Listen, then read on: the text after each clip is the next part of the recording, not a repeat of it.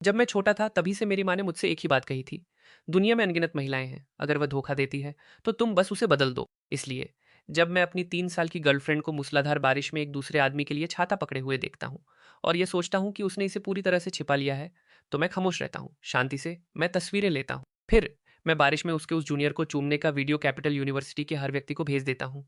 जैसे ही यह पोस्ट होता है, हमारे आपसी दोस्तों के कमेंट्स सेकंडों में स्क्रीन पर आ जाते हैं। वे पागलों की तरह घबरा रहे हैं और मुझे बिल्कुल भी आश्चर्य नहीं है। आखिरकार हर कोई जानता है कि जेसिका उस समय मेरे लिए कितनी दीवानी थी। उसने 2.5 साल तक लगातार मेरा पीछा किया। मेरे हाँ कहने से पहले उसने 88 बार मुझसे भीख मांगी। मैं अपडेट्स को घूरता हूँ और अचानक मुझे महसूस होता है कि उसका 100% प्यार आधा हो गया है। आधा मेरे लिए और दूसरा आधा चुपके से किसी और को दे दिया गया है। मैं उससे सामना करने नहीं जाता। मैं किसी बेताब बॉयफ्रेंड की तरह नाटक नहीं करता। मैं बस चुपचाप अपने सभी सोशल मीडिया अकाउंट्स डिलीट करता हूँ, अपना सामान पैक करता हूँ और बिना पीछे मुड़े हमारे घर से बाहर निकल जाता हूँ। अगली सुबह जल्दी जेसिका को उसकी सबसे अच्छी दोस्त मिया का फोन आता है। जेसिका, क्या किसी गधे ने तुम्हारे दिमाग पर लात मार दी है? यह सुनकर जेसिका एक पल के लिए थम जाती है, लेकिन मिया उसे सोचने का समय नहीं देती और तुरंत कोसना शुरू कर देती है। इतना शानदार लड़का और तुम उसकी कदर नहीं करती। तुम किसी दूसरे आदमी के साथ उलझ रही हो। उसने तुम्हारे साथ ऐसा क्या गलत किया था कि तुम उसके साथ इतना घिनौना व्यवहार कर रही हो? चिल्लाए जाने के बाद जेसिका आखिरकार मिया के शब्दों में मुख्य बिंदु को पकड़ लेती है। वह अपने पैरों पर खड़ी हो जाती है। तुम्हारा क्या मतलब है? मुझे साफ साफ बताओ। मैं तुमसे पूछ रही हूँ, तुम अभी कहाँ हो? जेसिका जवाब देने ही वाली होती है कि उसे अचानक याद आता है कि वह अभी भी लियो के साथ अस्पताल में है। शब्द उसके होठों पर ही दम तोड़ देते हैं। मिया स्पष्ट रूप से जानती है कि वह क्यों खामोश है और उसका गुस्सा और बढ़ जाता है। तुम अभी भी अस्पताल में उस लियो नाम के लड़के के साथ हो, है ना?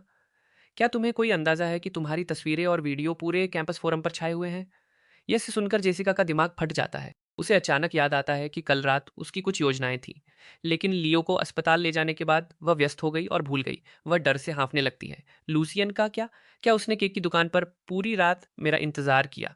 इससे भी महत्वपूर्ण बात यह है कि लूसियन उन तस्वीरों को देखकर क्या सोचेगा। उसके हाथ कांपते हैं और वह फोन काट देती है। फिर वह अनगिनत मिस्ड कॉल देखती है, जो सभी मेरी तरफ से हैं।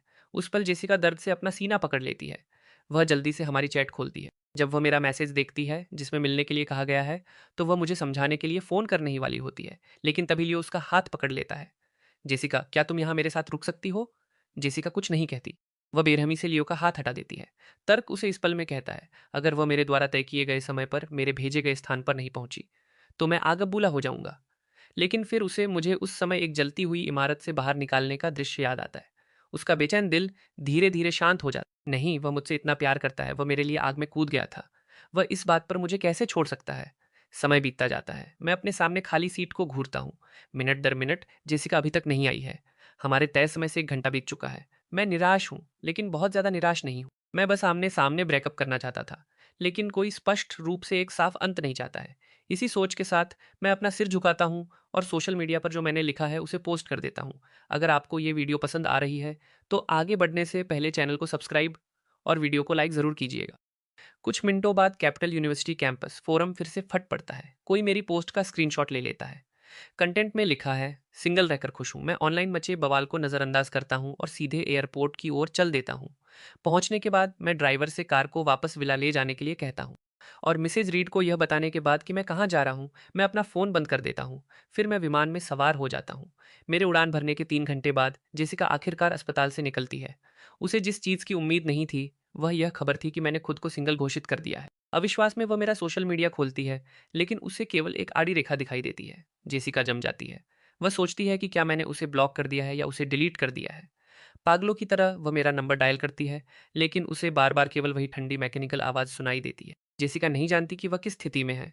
उसे केवल यह महसूस होता है कि जिस पल वह मुझ तक नहीं पहुंच पाती, दुनिया उलट पुलट हो जाती है। उसके सामने हर चीज़ अपना रंग खो देती है। एक आखिरी उम्मीद के सहारे वह मेरे भेजे गए पते पर भागती है। जेसिका मुझे देखने की उम्मीद में चारों ओर दिखती है, लेकिन नहीं। लोग आते जाते हैं, लेकिन मेरा कोई नामो निशान नहीं है। यह कॉफ़ी शॉप जेसिका ने सिर्फ मेरे लिए खोली। यह वह जगह है जहां हम अपनी अधिकांश डेट्स पर गए हैं। वह उस जानी पहचानी जगह को घूरती है। ऐसा लगता है जैसे हर टेबल पर मेरी उसके साथ बातचीत करने, उस पर मुस्कुराने की छवि है। लेकिन एक पल में वह भ्रम टूट जाता है। जेसिका एक स्टाफ मेंबर को ढूंढती है और शांति से पूछने की कोशिश करती है कि मैं कहाँ गया। युवा मास्टर लूसियन यहाँ 2 घंटे बैठे और फिर चले गए। उन्होंने कुछ ऑर्डर नहीं किया। वह कब गए? मुझे सोचने दीजिए। लगभग 10:30 बजे। उस टाइम स्टैम्प के बारे में सोचते हुए जेसिका अपने फ़ोन को नीचे देखती है। मैसेज कहता है, हम सुबह 9:30 बजे कॉफ़ी शॉप पर मिलने के लिए सहमत हुए, लेकिन अब दोपहर के 2 बजे बज रहे हैं और मैं तय समय पर पहुंच गया था। फिर 1 घंटे तक उसका इंतज़ार किया।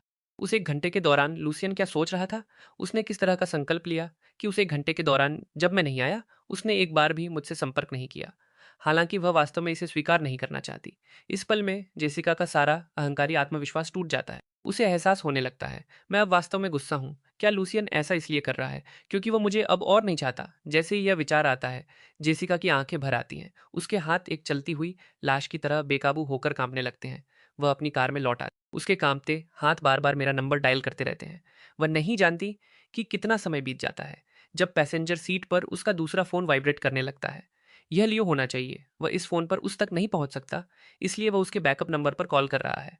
लेकिन जेसिका का जवाब देने का कोई इरादा नहीं है। उसका सीना भारी महसूस हो रहा है, उसका सिर फटा जा रहा है, उसकी आंखें जल रही हैं। यहाँ तक कि पलकें झपकना भी असंभव रूप से कठिन लग रहा है। फिर भी उसका दिमाग पूरी तरह से खाली है। जेसिका मुझे ढूंढने के लिए लूसियन के घर जाना चाहती है, लेकिन उसे एहसास होता है कि स्टीयरिंग व्हील को पकड़े हुए उसके हाथों में कोई ताकत नहीं बची है। पक्षाघात के उन कुछ सेकंडों में मिया का कॉल आता है। जेसिका तुरंत फोन उठाती है। पहली बात जो वह कहती है वह है, मेरी मदद करो। मिया एक पल के लिए ठहरती है, फिर सांस लेती है और सहमत होती है। मिया को अपनी लोकेशन बताने के बाद जेसिका को आखिरकार एक राहत मिलती है। वह दर्द में बड़बड़ाती है, मैं लूसियन तक नहीं पहुंच पा रही हूँ। मैं नहीं जानती थी कि यह इस तरह होगा, वह भी दर्द में होगा। इसलिए वह मुझसे बात नहीं करना चाहता। तुम अनजान नहीं हो, तुम बस लालची हो जेसिका। अगर हम एक साथ बड़े न हुए होते तो मैं इस बात के लिए तुम्हें नीची नज़र से देखती। मिया के शब्द कठोर हैं, लेकिन जेसिका पलटकर बहस नहीं करती। वह अपना सिर झुकाती है, खुद से पूछती है, उसने ऐसा कुछ क्यों किया जिससे मुझे ठेस पहुंची? यह कब शुरू हुआ? ऐसा महसूस होता है कि भले ही मैं वह होनहार बच्चा था जिसकी हर कोई तारीफ करता था, वह हमेशा मेरी आंखों में सबसे खास थी। कभी भी कहीं भी जब तक वह वहां थी, मेरी नज़रें उसी पर टिक जाती थी। चाहे जब भी हो, जब तक उसे मेरी ज़रूरत थी, मैं बिना किसी हिचकिचाहट के हाजिर हो जाता था। मैंने कभी नखरे नहीं दिखाए, कभी मांगे नहीं की, बस बिना किसी शिकायत के कड़ी मेहनत की। समय के साथ जो तीखा और कमांडिंग रूप बाकी सब देखते थे, उसके सामने उसका कोई सिरा नहीं बचा था। इसलिए जब पूरी तरह से अलग व्यक्तित्व वाला लियो सामने आया तो जेसिका भटकने लगी। मेरी तुलना में जिसकी कोई इच्छाएं नहीं थी, लियो को संतुष्ट करना बहुत आसान था। जो थोड़ी सी भी तवज्जो वह उसे देती थी, वह उसे 1 महीने के लिए खुश रख सकती थी। इस अपरिचित उपलब्धि के एहसास ने उसे लियो के जानबूझकर बढ़ाए गए कदमों का विरोध करने से रोक दिया। वह बेचैन होने लगी, मुझसे झूठ बोलने लगी, लियो पर ज्यादा समय बिताने लगी। लेकिन मैंने क्या गलत किया था? जेसिका ने कभी भी अपनी खुद की कुरूपता को इतने स्पष्ट रूप से महसूस नहीं किया था। वह ड्राइवर की सीट पर कमजोरी से गिर जाती है। जब मिया पहुंचती है तो वह जेसिका को आधा मरा हुआ पाती है। उस पर से आ रही कीटाणुनाशक की गंध पाकर मिया घृणा में अपनी नाक ढक लेती है। मुझे मत बताना कि तुम लूसियन से उन गंदे कपड़ों में मिलने जा रही हो। मिया की आवाज़ सुनकर जेसिका होश में आती है। एक पल के बाद वह अपने होठों पर एक फीकी मुस्कान लाती है। मैं उसे ढूंढने से पहले खुद को साफ कर लूंगी। उसे इस तरह देखकर मिया में और कुछ कहने की हिम्मत नहीं होती। वह जेसिका को साफ होने के लिए एक होटल ले जाती है। फिर वे मेरे घर की ओर बढ़ते हैं, लेकिन मेरे दरवाजे पर आधे घंटे तक खड़े रहने के बाद कोई बाहर नहीं आता। जेसिका घबराकर आगे बढ़ती है और फिंगरप्रिंट लॉक आजमाती है, लेकिन जैसे ही उसकी उंगली उसे छूती है, उसे एक रिकॉग्निशन फेल्ड का मैसेज मिलता है। मैकेनिकल आवाज़ सुनकर जेसिका अपनी जगह पर जम जाती है। वह हार नहीं मानती और फिर कोशिश करती है। जब पीछे से मिसेज रीड की आवाज़ आती है, मिस जेसिका, मिसेज रीड, मैं लूसियन से मिलने आई हूँ। मैं जानती हूँ कि युवा मास्टर यात्रा पर गए हैं। वह कुछ समय के लिए घर नहीं आएंगे। मैं नहीं जानती कि वह कब वापस आएंगे। कल मैं भी कुछ समय के लिए विदेश जा रही हूँ। आपको यहाँ आने की कोई ज़रूरत नहीं है। मिसेज रीड को अंदर जाते देखकर जेसिका जल्दी से उन्हें रोकती है। मिसेज रीड, क्या आप मेरे लिए लूसियन को फ़ोन कर सकती हैं? मुझे उससे कुछ कहना है। यह युवा मास्टर की इच्छा है। मैं आपकी मदद नहीं कर सकती मिस जेसिका। आप उन्हें सालों से जानती हैं, आपको उनका स्वभाव पता होना चाहिए। खुद से पूछिए, आपने ऐसा क्या किया जिसने हमारे युवा मास्टर को इतना दृढ़ बना दिया? हमारे युवा मास्टर ने अपनी जिंदगी में कभी कोई शिकायत नहीं झेली। तुम पहली इंसान हो जिसने उन्हें गुस्से से रुलाया है। मुझे उम्मीद है कि तुम्हें बाद में पछतावा नहीं होगा। जेसिका का गला रुंध जाता है। काफी देर तक वह एक शब्द भी नहीं बोल पाती। जहां तक मिसेज रीड के सवाल का संबंध है, वह उसका जवाब नहीं दे सकती और वह ऐसा करने में बहुत शर्मिंदा है। जैसे ही दरवाजा फिर से बंद होता है, जेसिका की लाल आंखों से आखिरकार आंसू गिर जाते हैं। उसकी भींची हुई मुट्ठियां सफेद पड़ जाती हैं। वह टूटने की कगार पर है। मिया उसे देखती है और अंत में वह केवल एक सांस ले सकती है। वह और जेसिका दोनों जानते हैं कि वे आज मुझसे नहीं मिल पाएंगे। जहां तक भविष्य का सवाल है, जेसिका इसके बारे में सोचने की हिम्मत भी नहीं करती। इस बीच दूसरी तरफ हार्बर सिटी इंटरनेशनल एयरपोर्ट पर मेरे विमान के उतरने के बाद मेरा सामना एक बड़े पेट वाले आदमी से होता है जो एक लड़की को परेशान कर रहा है। वह स्पष्ट रूप से उसका कॉन्टैक्ट इन्फो चाहता है और जब वह मना करती है तो वह जानबूझकर उसे छूता है। फिर अफवाहें फैलाना शुरू कर देता है कि वह एक गोल्ड डिगर है। चारों ओर हर कोई बस तमाशा देख रहा है। मैं इसे बर्दाश्त नहीं कर पाता, इसलिए मैं मदद के लिए आगे बढ़ता हूँ। लेकिन बस कुछ ही शब्दों के बाद वह आदमी भड़क जाता है और गाली गलौज शुरू कर देता है। मैं इसे बर्दाश्त नहीं करता। मैं तुरंत एक घूंसा जड़ देता हूँ। कुछ ही समय बाद एयरपोर्ट सुरक्षाकर्मी भागकर आते हैं और हमें घेर लेते हैं। उसी समय कुछ ही दूरी पर स्थित वीआईपी लाउंज में आंखों के कई जोड़े सब कुछ देख रहे हैं। इस आदमी की जुबान तीखी है। वह है, लेकिन हार्बर सिटी एयरपोर्ट पर घूंसे मारने के कारण वह कुछ मुसीबत में पड़ने वाला है। यह कोई बहुत बड़ी बात नहीं है, लेकिन छोटी भी नहीं है। अगर वह बड़े पेट वाला आदमी इसे छोड़ने से मना करता है, तो वह कुछ दिनों के लिए जेल में बंद हो सकता है। सेराफिना, क्या तुम हीरो को बचाने जा रही हो? चिंता मत करो, उसे इसकी जरूरत नहीं है। यह सुनकर क्लोई अपनी भौहें से उकड़ता है और कुछ और कहना चाहती है जब वह मुझे एक फोन कॉल करते हुए देखती है। फिर सुरक्षा कप्तान अपना वॉकी टॉकी उठाता है और कुछ कहता है। वह सम्मानपूर्वक मुझे जाने का इशारा करता है। मेरे जाने के बाद वे उस आदमी को, जो अभी भी दर्द में घुटने टेके हुए है, खींच कर ले जाते हैं। सेराफिना, तुम्हें कैसे पता था कि वह मुसीबत में नहीं पड़ेगा? जब वह आदमी विमान से उतरा तो उड़ान कर्मचारियों ने व्यक्तिगत रूप से उसे बाहर तक पहुंचाया। अगर कर्मचारी उसके साथ इतना सम्मान से पेश आते हैं, तो इसका मतलब सिर्फ यह नहीं है कि वह अमीर है। उसकी कोई और पहचान होनी चाहिए। एयरपोर्ट के बाहर वह लड़की इतनी उत्साही है और मुझे खाना खिलाने की जिद करती है। मैं मना नहीं कर पाता। जब तक मैं होटल में चेक इन करता हूँ, रात के 8 बज चुके होते हैं। अपने फ़ोन को देखते हुए, जो सभी कॉलों के कारण तेज़ी से डिस्चार्ज हो रहा है, मैं घृणा में अपनी भौहें सिकोड़ता हूँ। फिर मैं अपने माता-पिता को फ़ोन करके यह बताने के लिए इसे चार्जिंग पर लगाता हूँ कि मैं सुरक्षित हूँ। अगले दिन मेरे माता-पिता मुझसे कहते हैं कि मैं अपने होटल का पता अपनी बड़ी बहन क्लेयर के साथ साझा करूँ, ताकि वह मुझे कुछ चीज़ें भेज सके। फ़ोन काटने के बाद मैं एक और कॉल आते हुए देखता हूँ। मैं अधीरता से अपनी ज़ुबान दबाता हूँ। भले ही यह एक अज्ञात नंबर है, मुझे यह जानने के लिए सोचने की ज़रूरत नहीं है कि यह कौन है। ठीक उसी समय जब जेसिका सोचती है कि मैं यह कॉल भी नहीं उठाऊंगा, कॉल कनेक्ट हो जाता है। स्क्रीन को घूरते हुए जेसिका का दिल एक पल के लिए थम जाता है। क्या तुम ठीक हो? एक दिन से भी कम समय में जेसिका एक मलबे जैसी दिख रही है। उसकी लाल आंखों के नीचे काले घेरे हैं। उसके पास कोई ताकत नहीं बची है। मैं उसकी स्थिति नहीं देख सकता, लेकिन मैं देख सकता हूँ, मुझे अभी भी परवाह नहीं है। मिस जेसिका, क्या आप थकी नहीं है? 99 मिस्ड कॉल। अगर मेरा फ़ोन अच्छी क्वालिटी का नहीं होता तो मुझे लगता है कि यह अब तक क्रैश हो चुका होता। तुम कहाँ हो? मुझे आकर तुम्हें ढूंढने दो। आइए आमने सामने बात करके इसे सुलझाते हैं। ठीक है, तुम क्या कहना चाहती हो? मुझे बताओ कि तुमने मेरी पीठ पीछे लियो के साथ कैसे फ्लर्ट किया। मुझे बताओ कि तुम्हारा वह अनैतिक रोमांस कितना रोमांचक था। या मुझे बताओ कि भले ही तुमने धोखा दिया हो, फिर भी मैं ही हूँ जिससे तुम सबसे ज्यादा प्यार करती हो। जेसिका, तुम्हारी माफी का मेरे लिए कोई मतलब नहीं है, ऐसा नहीं है। लूसियन, लियो और मेरे बीच कभी कुछ गंभीर नहीं हुआ। ज्यादा से ज्यादा वह सिर्फ एक आलिंगन था और कुछ नहीं। बस मुझे अपने से दूर मत करो, मुझे एक मौका दो, ठीक है? वह अपनी सिसकियों को रोकती है, रोती है, मुझे वापस पाने की कोशिश करती है। कल जब से उसका मुझसे संपर्क टूटा है, जेसिका की दुनिया खाली हो गई है। उसके दिमाग में सिर्फ एक ही विचार है। वह वही है जो इसे छोड़ नहीं सकती। सिर्फ मुझे ढूंढकर ही उसके आसपास की हर चीज का कोई मतलब हो सकता है। इसलिए वह एक पागल महिला की तरह मुझे फोन करती है, केवल यह सुनने के लिए कि उसके शब्दों का कोई मतलब नहीं है। इससे पहले कि जेसिका कुछ और कह पाती, लाइन एक बिजी टोन के साथ कट जाती है।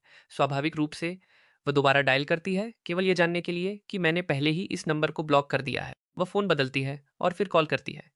अपने फ़ोन को फिर से बजते हुए देखकर मुझे अपने माता-पिता से किया वादा याद आता है और मैं इसे बंद करने की इच्छा को रोकता हूँ।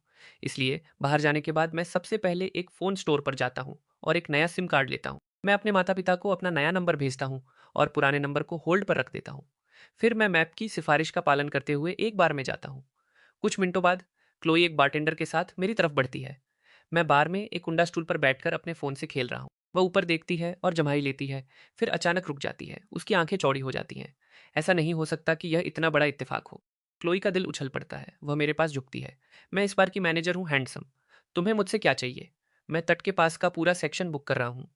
बार में प्रवेश करने के बाद ही मुझे पता चला कि इस पक्की सड़क का अंत वास्तव में समुद्र तट है।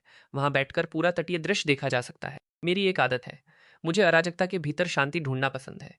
क्लोई मेरी नज़र का पीछा बार के पश्चिम हिस्से की तरफ करती है, फिर हंसती है। तुम थोड़े लालची हो रहे हो। यह बार का सबसे अच्छा सेक्शन है। तुम इसे पूरा अपने लिए चाहते हो। अगर तुम इतने हैंडसम नहीं होते तो मैं तुम्हें बाहर फेंक देती। मैं उसे एक नज़र देखता हूँ।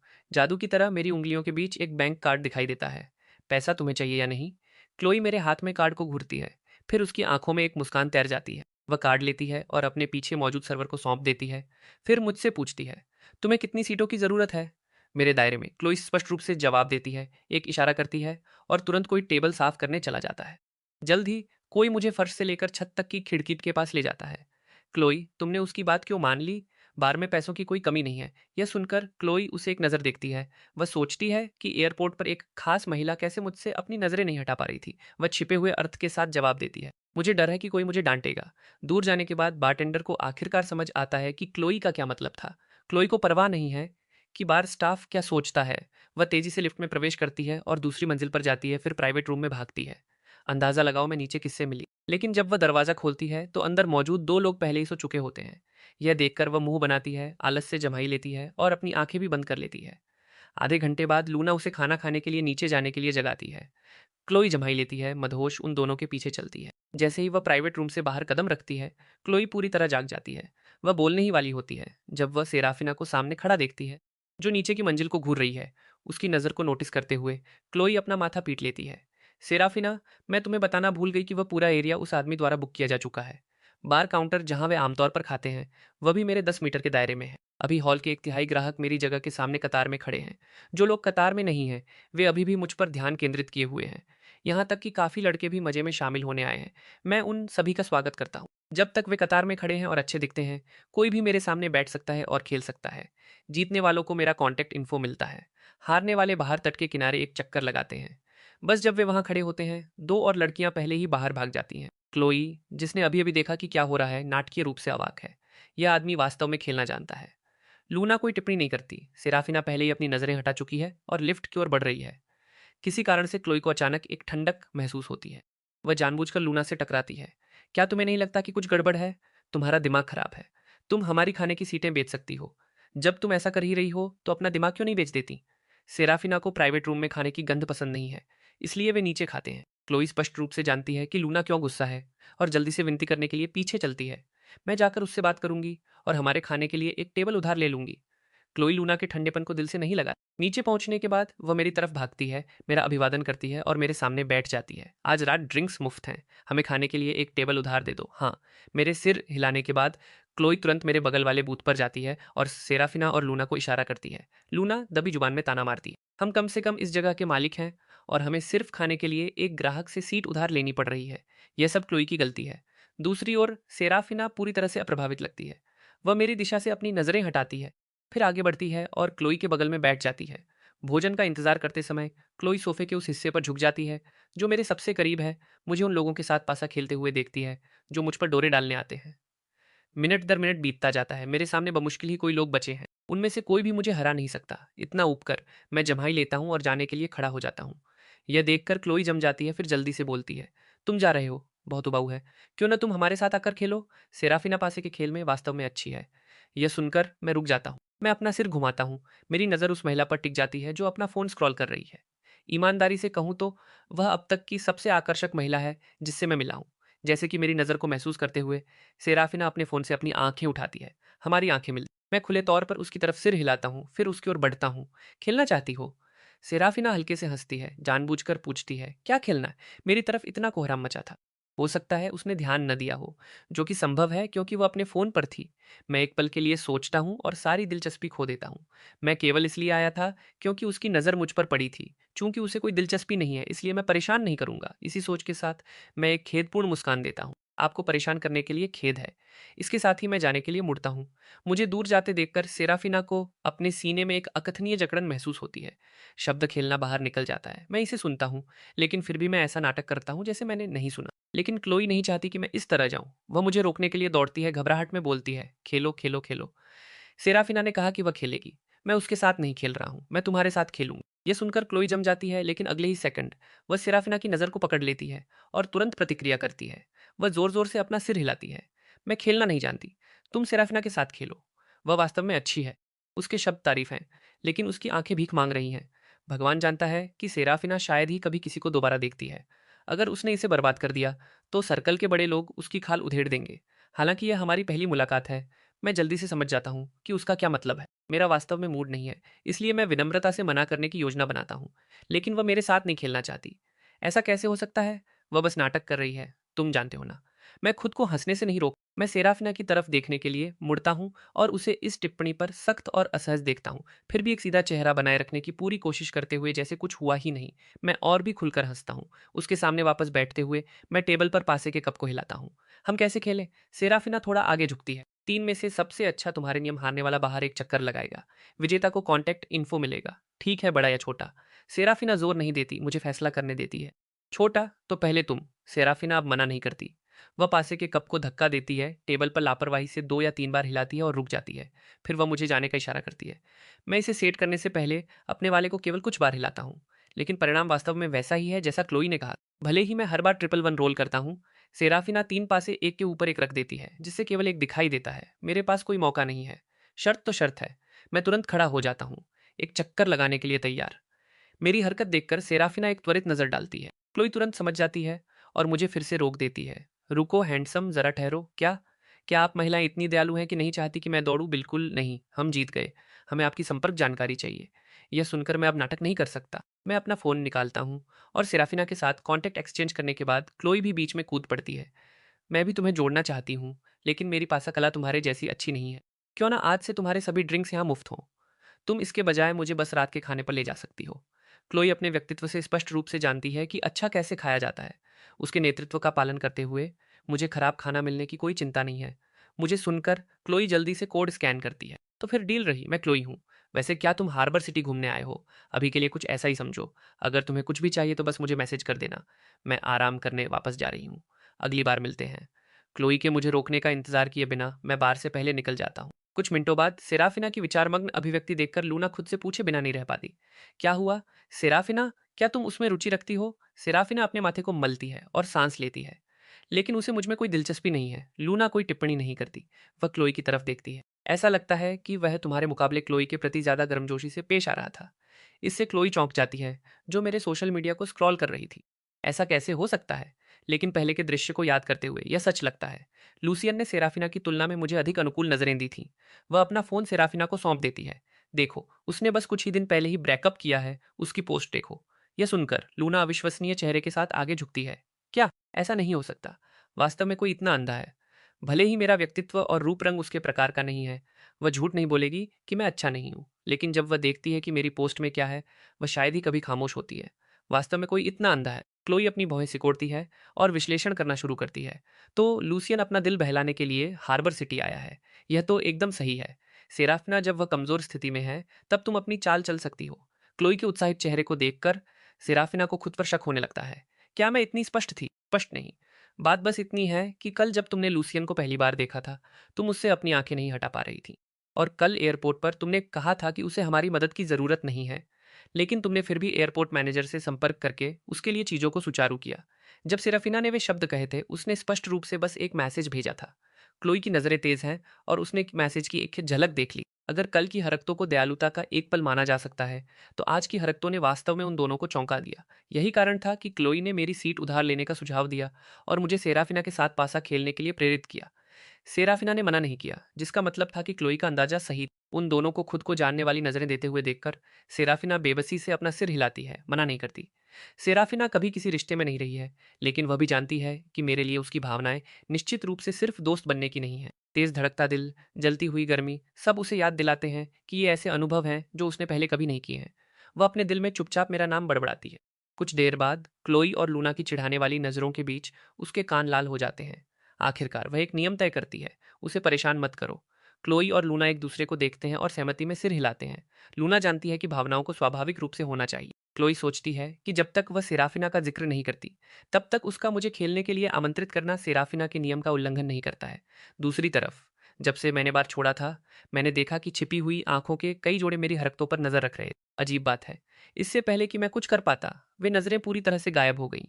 मैंने उस इलाके के कुछ और चक्कर लगाए और केवल यह पुष्टि करने के बाद कि मेरा पीछा करने वाली आंखें वास्तव में चली गई थीं, मैंने होटल के लिए एक कैब ली। जल्दी से हाथ मुंह धोने के बाद मैं अपना फ़ोन लेकर होटल की बालकनी में जाता हूँ। मैं रॉकिंग चेयर पर लेट जाता हूँ, अपना मैसेजिंग ऐप खोलता हूँ और जवाब देना शुरू करता हूँ। मुझे वापस ऑनलाइन देखकर माइक तुरंत कुछ प्रश्न चिन्ह भेजता है और मुझे आज जो हुआ उसकी जानकारी देना शुरू करता है।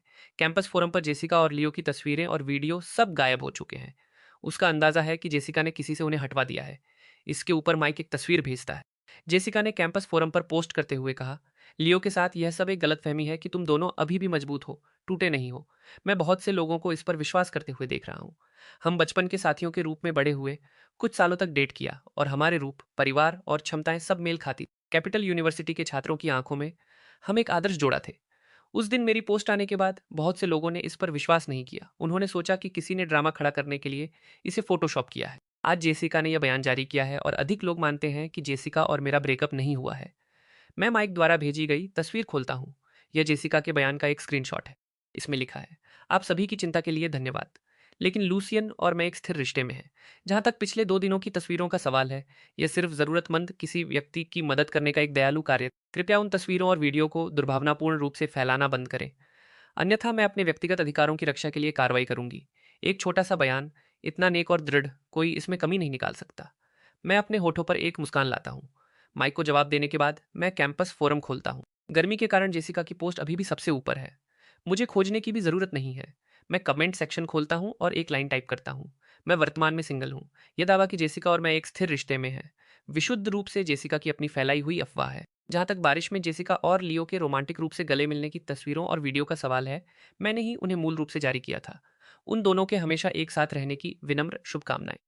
इसे पोस्ट करने के बाद मैं सोचता हूँ कि चूंकि जेसिका मुझे इतना घृणा पहुंचाना चाहती है, तो मुझे विनम्र होने की कोई ज़रूरत नहीं है। इसलिए मैं मैसेज को कॉपी करता हूँ और इसे अपनी प्रोफाइल पर पोस्ट करता हूँ और जेसिका और लियो को टैग करता हूँ। इस सब के बाद मैं तरोताज़ा महसूस करता हूँ। मैं थोड़ी देर अपने फ़ोन से खेलता हूँ, फिर सोने के लिए अपने कमरे में चला जाता हूँ। इस बीच जेसिका का चेहरा पहचान में ना आने की हद तक काला पड़ चुका है। मेरा जवाब देखने के बाद वह तुरंत कैंपस फोरम पर हमारी प्राइवेट चैट खोलती है। लूसिकन, तुम कहाँ हो? क्या तुम्हें इतना बेरहम होना पड़ेगा? इन सभी सालों के साथ के खातिर मुझे समझाने का एक मौका दो, ठीक है? वह लंबे समय तक इंतजार करती है, लेकिन जेसिका को अभी भी मेरी तरफ से कोई जवाब नहीं मिलता है। वह बेबसी से सोफे पर झुक जाती है, टेबल पर रखी शराब को एक ही घूंट में गटक जाती है और मुझे फिर से मैसेज करती है, न मिलना ठीक। मैं लियो से अभी तुम्हें समझाने के लिए कहूंगी, ठीक है? मैं बस इतना चाहती हूँ कि तुम मेरी थोड़ी और परवाह करो। उसके और मेरे बीच सिर्फ वही एक आलिंगन हुआ था। लूसियन, मैं सिर्फ तुमसे प्यार करती हूँ। मैंने तुम्हें छोड़ने के बारे में कभी नहीं सोचा। कृपया इतने क्रूर मत बनो और मुझे मत छोड़ो, ठीक है? यह मैसेज भेजने के बाद जेसिका सोफे से नीचे कालीन पर फिसल जाती है। वह नहीं जानती कि किस शक्ति ने हस्तक्षेप किया है। किसी भी तरह वह यह पता नहीं लगा सकती कि मैं अभी कहाँ हूँ। मैं उसे सांस लेने का एक भी पल नहीं दे रहा हूँ, एक मौका भी नहीं। मैं बस उसकी जिंदगी से इस तरह गायब हो जाता हूँ। जेसिका लगातार दर्द में है। वह सिर्फ हमारी चैट हिस्ट्री को स्क्रॉल कर सकती है, इस उम्मीद में कि अगले ही सेकंड उसे मेरी तरफ से एक मैसेज मिलेगा। वह सोचती है कि अगर मैं उसे गाली दूं या उसे मारूं, तो वह कोई मैसेज न मिलने से बेहतर हो। लेकिन जब उसे वास्तव में मेरा ठंडा बेरहम जवाब मिलता है, तो ऐसा महसूस होता है जैसे उसके दिल में कोई चाकू घोंप रहा हो। जिसका अपनी आंखें बंद कर लेती है। आंसू उसके गालों से बहने लगते हैं। लूसियन, मैं वास्तव में जानती हूँ कि मैं गलत। तुम मेरे लिए अपना दिल थोड़ा सा भी नरम क्यों नहीं कर सकते? तुम मुझसे इतना प्यार करते थे। जब से मैंने कैंपस फोरम पर वह बम गिराया है, मैंने कैपिटल सिटी की खबरों पर ज़्यादा ध्यान नहीं दिया है। आज जब बारिश हो रही है तो मैं झपकी लेता हूँ। जैसे ही मैं जागता हूँ, मुझे क्लोई का एक मैसेज मिलता है। हम सिर्फ एक बार मिले हैं। मुझे वास्तव में उम्मीद नहीं थी कि वह इतनी सक्रिय होगी। मैं चैट खोलता हूँ। लूसियन, क्या बाहर आकर खेलना चाहोगे? मैं एस्टेट पर एक पार्टी दे रही हूँ। नज़ारा अच्छा है, दिलचस्पी है। जैसे ही मैं चैट खोलता हूँ, क्लोई को अपनी तरफ टाइपिंग का नोटिफिकेशन दिखाई देता है और वह जल्दी से एक और मैसेज भेजती है, आ जाओ आ जाओ। वे सभी मेरे सर्कल के अच्छे लोग हैं। मैं उन्हें तुम्हें बिल्कुल भी परेशान नहीं करने दूंगी। यह देखकर मैं एक पल के लिए सोचता हूँ और नहीं जा रहा शब्दों को डिलीट कर देता हूँ। उसने पहले से ही सब कुछ सोच लिया है और मेरे पास करने के लिए कुछ नहीं है। खेलने जाने में कोई हर्ज नहीं है। मैं उससे समय और स्थान पूछता हूँ। ये देखकर कि मैं सहमत हो गया हूँ, क्लोई पूरी तरह मुस्कुरा उठती है। हम 1 घंटे में निकल रहे हैं। यह प्राइवेट प्रॉपर्टी है। बाहर की कारें अंदर नहीं आ सकती। मैं तुम्हें लेने आऊंगी, या अगर तुम चाहो तो मैं चौराहे पर इंतजार कर सकती हूँ। चूंकि मैं जाने के लिए सहमत हो गया हूँ, मुझे अपना पता देने में कोई आपत्ति नहीं है। हार्बर सिटी उनकी पारिवारिक स्थिति के साथ, अगर वे वास्तव में चाहते तो मुझे ढूंढ सकते थे। इसलिए मैं बस उसे अपनी लोकेशन सीधे भेज देता हूँ। 1 घंटा जल्दी बीत जाता है। मैं अभी उठा ही हूँ जब मुझे क्लोई की तरफ से एक तस्वीर मिलती है जिसके कैप्शन में लिखा है, मैं नीचे हूँ। अपनी बहन क्लेयर को अपनी योजनाओं के बारे में बताने के बाद मैं लिफ्ट से नीचे जाता हूँ। जब मैं होटल से बाहर निकलता हूँ तो क्लोई मुझे एक ही बार में देख लेती है। वह पहले खिड़की से बाहर झुकती है, फिर महसूस करती है कि यह अनुचित है और जल्दी से वापस अंदर चली जाती है और दरवाज़ा खोलती है। वास्तव में क्लोई को मुझे देखने के लिए हाथ हिलाने की जरूरत नहीं है। सफेद कार बहुत ज्यादा ध्यान खींचने वाली है। मैं जल्दी से कार की तरफ बढ़ता हूँ, यह सोचते हुए कि आगे बैठूं या पीछे। क्लोई सीधे मेरे लिए पीछे का दरवाजा खोलती है। आगे की सीट बुक है, इसलिए तुम्हें पीछे बैठना पड़ेगा, खेद है। मैं सिर हिलाता हूँ, उसे धन्यवाद देता हूँ और मैं अंदर बैठने ही वाला हूँ कि मेरी नज़र में हाथों का एक जोड़ा दिखाई देता है। मैं अपनी नज़र उठाता हूँ और मेरी आंखें कार में मौजूद व्यक्ति की नज़र से मिलती हैं। उसे दोबारा देखकर भी मैं सेराफिना की सुंदरता से दंग रह जाता हूँ। वह बस बहुत परफेक्ट है। मदद चाहिए। यह सुनकर मैं उसका इरादा पूरी तरह से नहीं पढ़ पाता। मैं उसके हाथ को देखता हूँ, फिर उसके चेहरे को, और अंत में अपना हाथ बहादुरी से उसकी आस्तीन पर रख देता हूँ। बैठने के बाद मैं अपनी सीट बेल्ट बांधना शुरू करता हूँ। सेराफिना उस जगह को घूरती रहती है जहाँ मेरा हाथ। वह सोचती है कि मेरा हाथ बहुत गर्म था, और जिस पल मेरे हाथ ने उसे छुआ, उसके दिल में गुदगुदी हुई और उसका शरीर कांप उठा।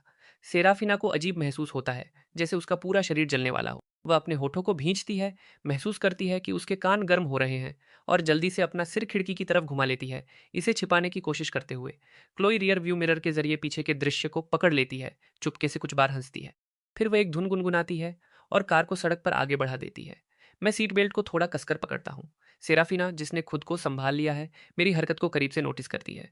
वह एक पल के लिए अपनी भौहें सिकोड़ती है, फिर धीरे से आगे की सीट पर लात मारती है। धीरे चलाओ। क्यों, क्या तुम्हारी तबीयत ठीक नहीं है? मुझे कार सिकनेस होती है। ठीक है, कोई बड़ी बात नहीं है। जब मुझे कार सिकनेस होती है तो मैं उल्टी नहीं करता, मुझे बस चक्कर आते हैं। यह सुनकर क्लोई तुरंत गति को और धीमा कर देती है। उसकी हरकत को नोटिस करते हुए मैं जल्दी से उसे रोकता हूँ। बस अपनी सामान्य गति से चलाओ। पट्टी को एक ही बार में हटा देना बेहतर है। क्लोई संदेहास्पद दिखती है, लेकिन मेरा दृढ़ चेहरा देखकर वह फिर से गति बढ़ा देती है। लगभग कुछ मिनटों बाद सेराफिना अचानक उसे कार रोकने के लिए कहती है। जल्द ही सड़क के किनारे इंतजार कर रहा कोई व्यक्ति एक कागज का थैला सौंपता है। सेराफिना इसे लेती है, जांचने के लिए खोलती है, और यह पुष्टि करने के बाद कि यह वही है जो उसने ऑर्डर किया था, सामान निकालती है और मुझे सौंप देती है। Honey, grapefruit lemon tea. इसे पीने से बेचैनी कम हो सकती है। मैं एक पल के लिए ठहर जाता हूँ, फिर अपनी तरफ इशारा करता हूँ। यह मेरे लिए है।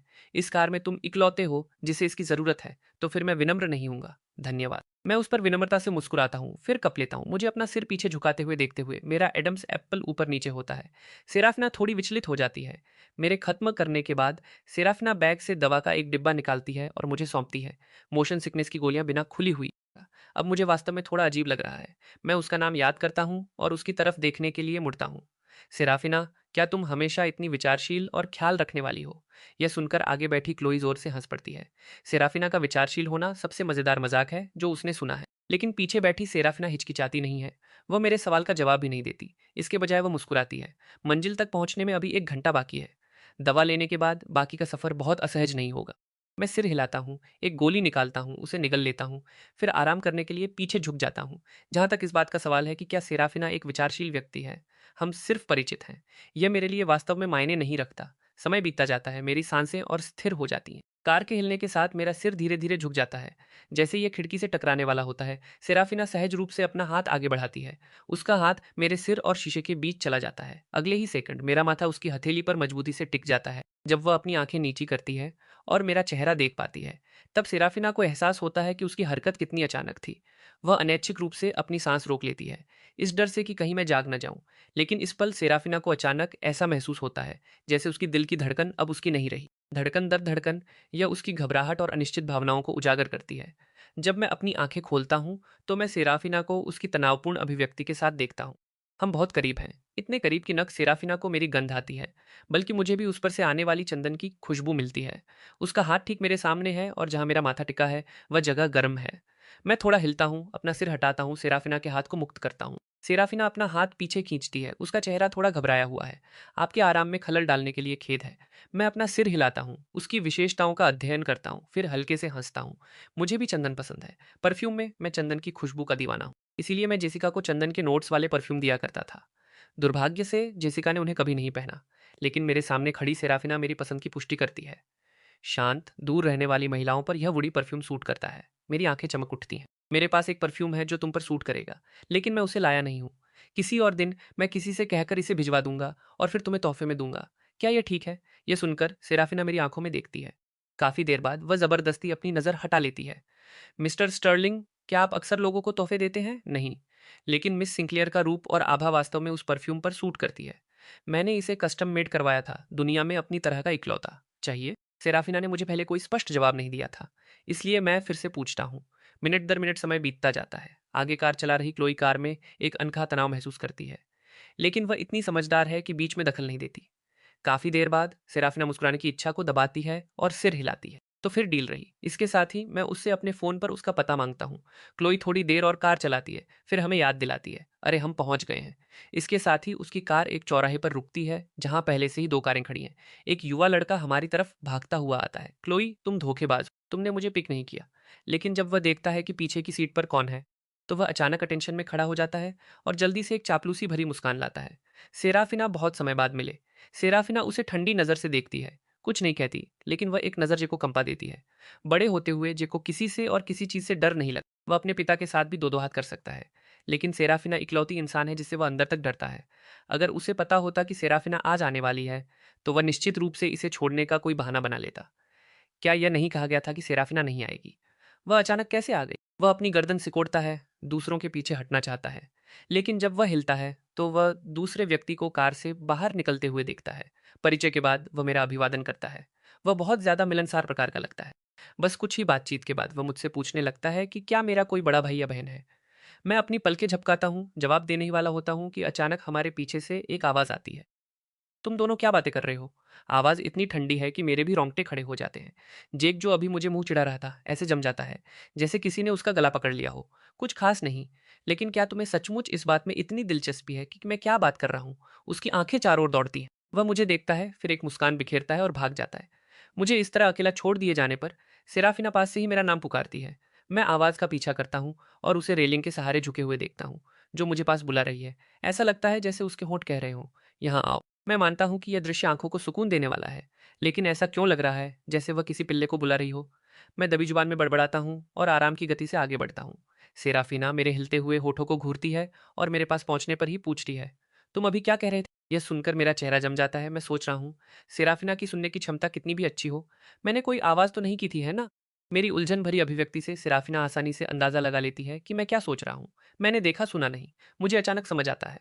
मैं मुड़ता हूँ, सेराफिना के बगल में झुकने के लिए एक जगह ढूंढता हूँ और कुछ नहीं कहता। अगर सेराफिना ने वह सुन लिया होता जो मैं अभी सोच रहा था और वास्तव में मेरे साथ एक कुत्ते जैसा व्यवहार किया होता, तो मेरी गरिमा का क्या होता? वह स्पष्ट रूप से मेरी इस टालमटोल को समझ जाती है। सेराफिना फिर विषय बदल देती है। कार से बाहर निकलने के बाद क्या तुम बेहतर महसूस कर रहे हो? हाँ, अब बहुत बुरा नहीं है। वास्तव में शहद का पानी और एक झपकी के बाद मुझे काफ़ी बेहतर लगा। शायद दवा अपना असर दिखा रही है और बाहर की ताज़ा हवा मिल रही है। मुझे अब कार सिकनेस मुश्किल से ही महसूस हो रही है। मुझे ऐसा कहते सुनकर सेराफिना की मुस्कान और गहरी हो जाती है। अंत में हम में से कोई नहीं बोलता। हम बस एक साथ आसमान की तरफ देखते हैं। कुछ देर बाद दूरी पर जेक पहले से ही दूसरों के साथ धमाचौकड़ी कर रहा है। वह चारों ओर देखता है और क्लोई से शिकायत करने का फैसला करता है। जैसे ही वह सेराफिना और मेरे पास से गुजरता है, वह जानबूझकर अपनी गति बढ़ा देता है। उस ऊर्जावान युवा लड़के को देखते हुए मैं मुस्कुराए बिना नहीं रह पाता।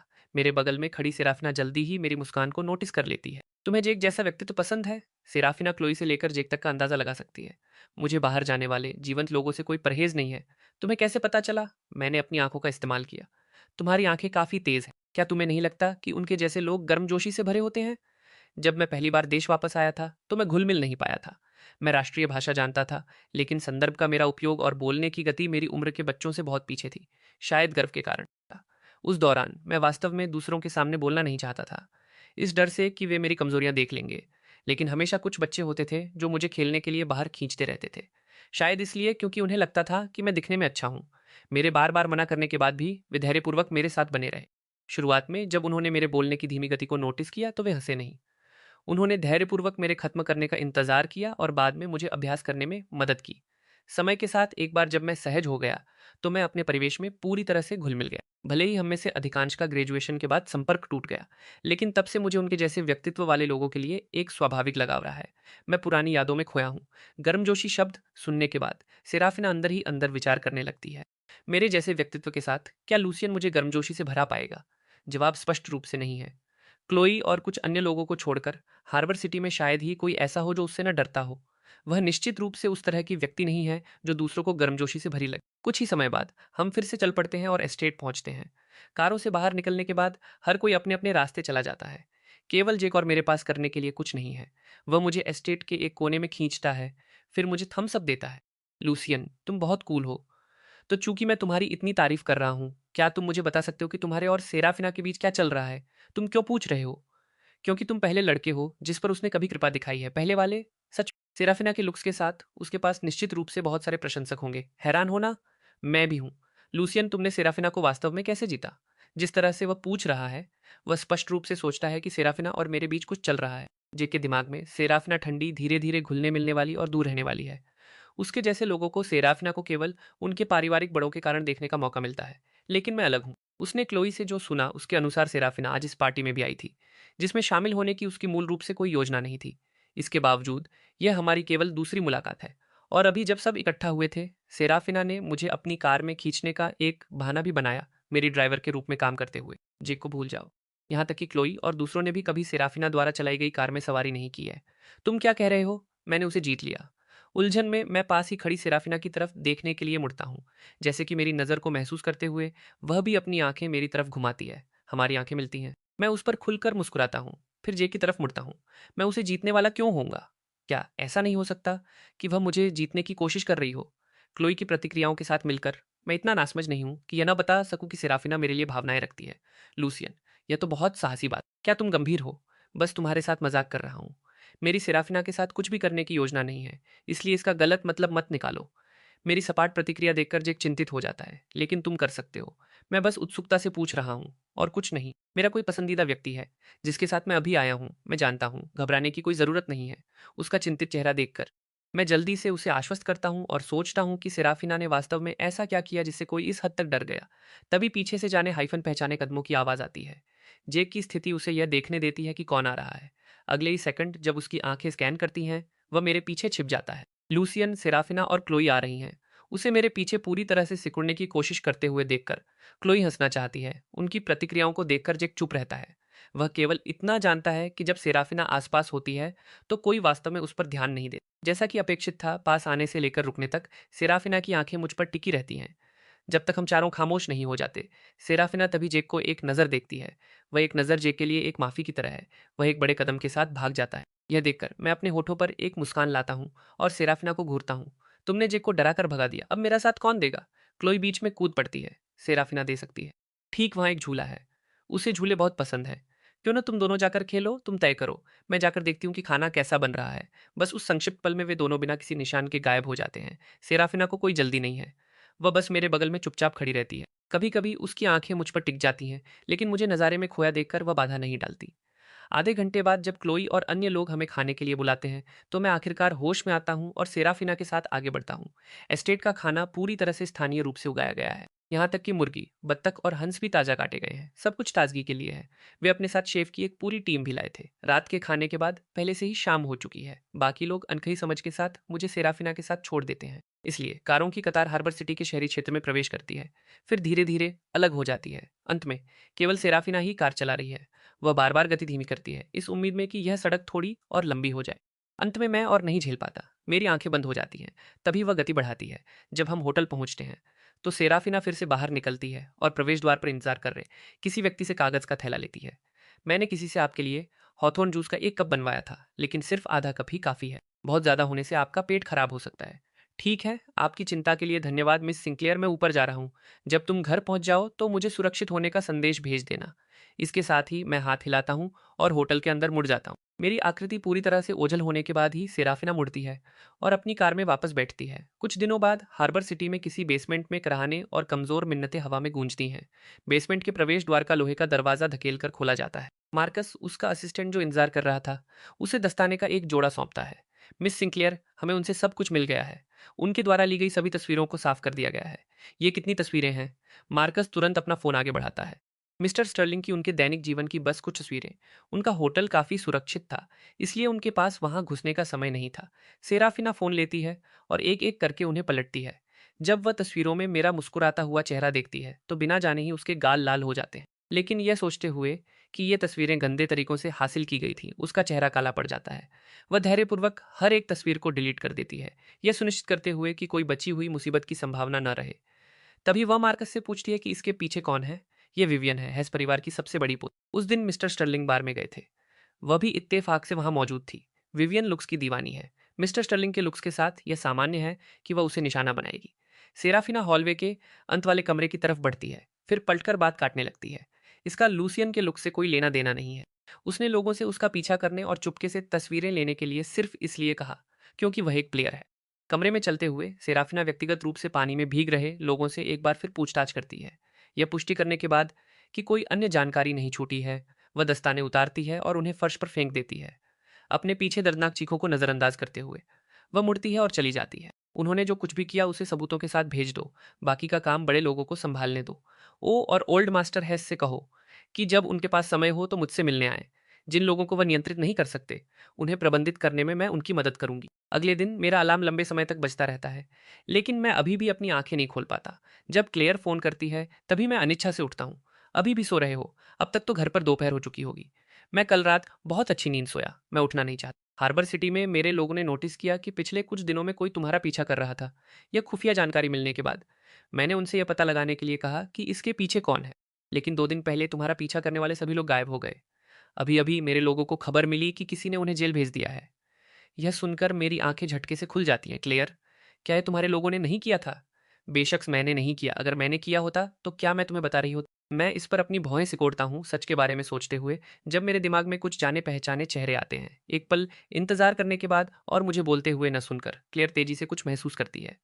वह सीधे पूछती है, तुम जानते हो वह कौन है? मेरा अंदाजा है सेराफिना या क्लोई। कुछ दिनों पहले मैंने उनके साथ डिनर किया था, लेकिन क्या उन्होंने वास्तव में ऐसा किया है मैं पक्का नहीं हूँ। क्योंकि तुम कैपिटल के स्टर्लिंग परिवार से हो। मैं एक पल के लिए सोचता हूँ, फिर अहंकार से कहता हूँ पक्का नहीं हूँ। ऐसा हो सकता है कि सेराफिना मेरा पीछा करना चाहती हो, लेकिन सेराफिना ही क्यों और क्लोई क्यों नहीं? एक अजीब खामोशी के बाद क्लेयर गंभीरता से इस पर विचार करती है और इसे संभव भी पाती है। इस बार खामोश होने की मेरी बारी है। एक पल के बाद मैं कहता हूँ, शायद इसलिए क्योंकि सेराफिना क्लोई से ज़्यादा खूबसूरत है। सेराफिना एक चालाक और जटिल व्यक्ति है और सिंक्लेयर परिवार की वर्तमान प्रमुख है।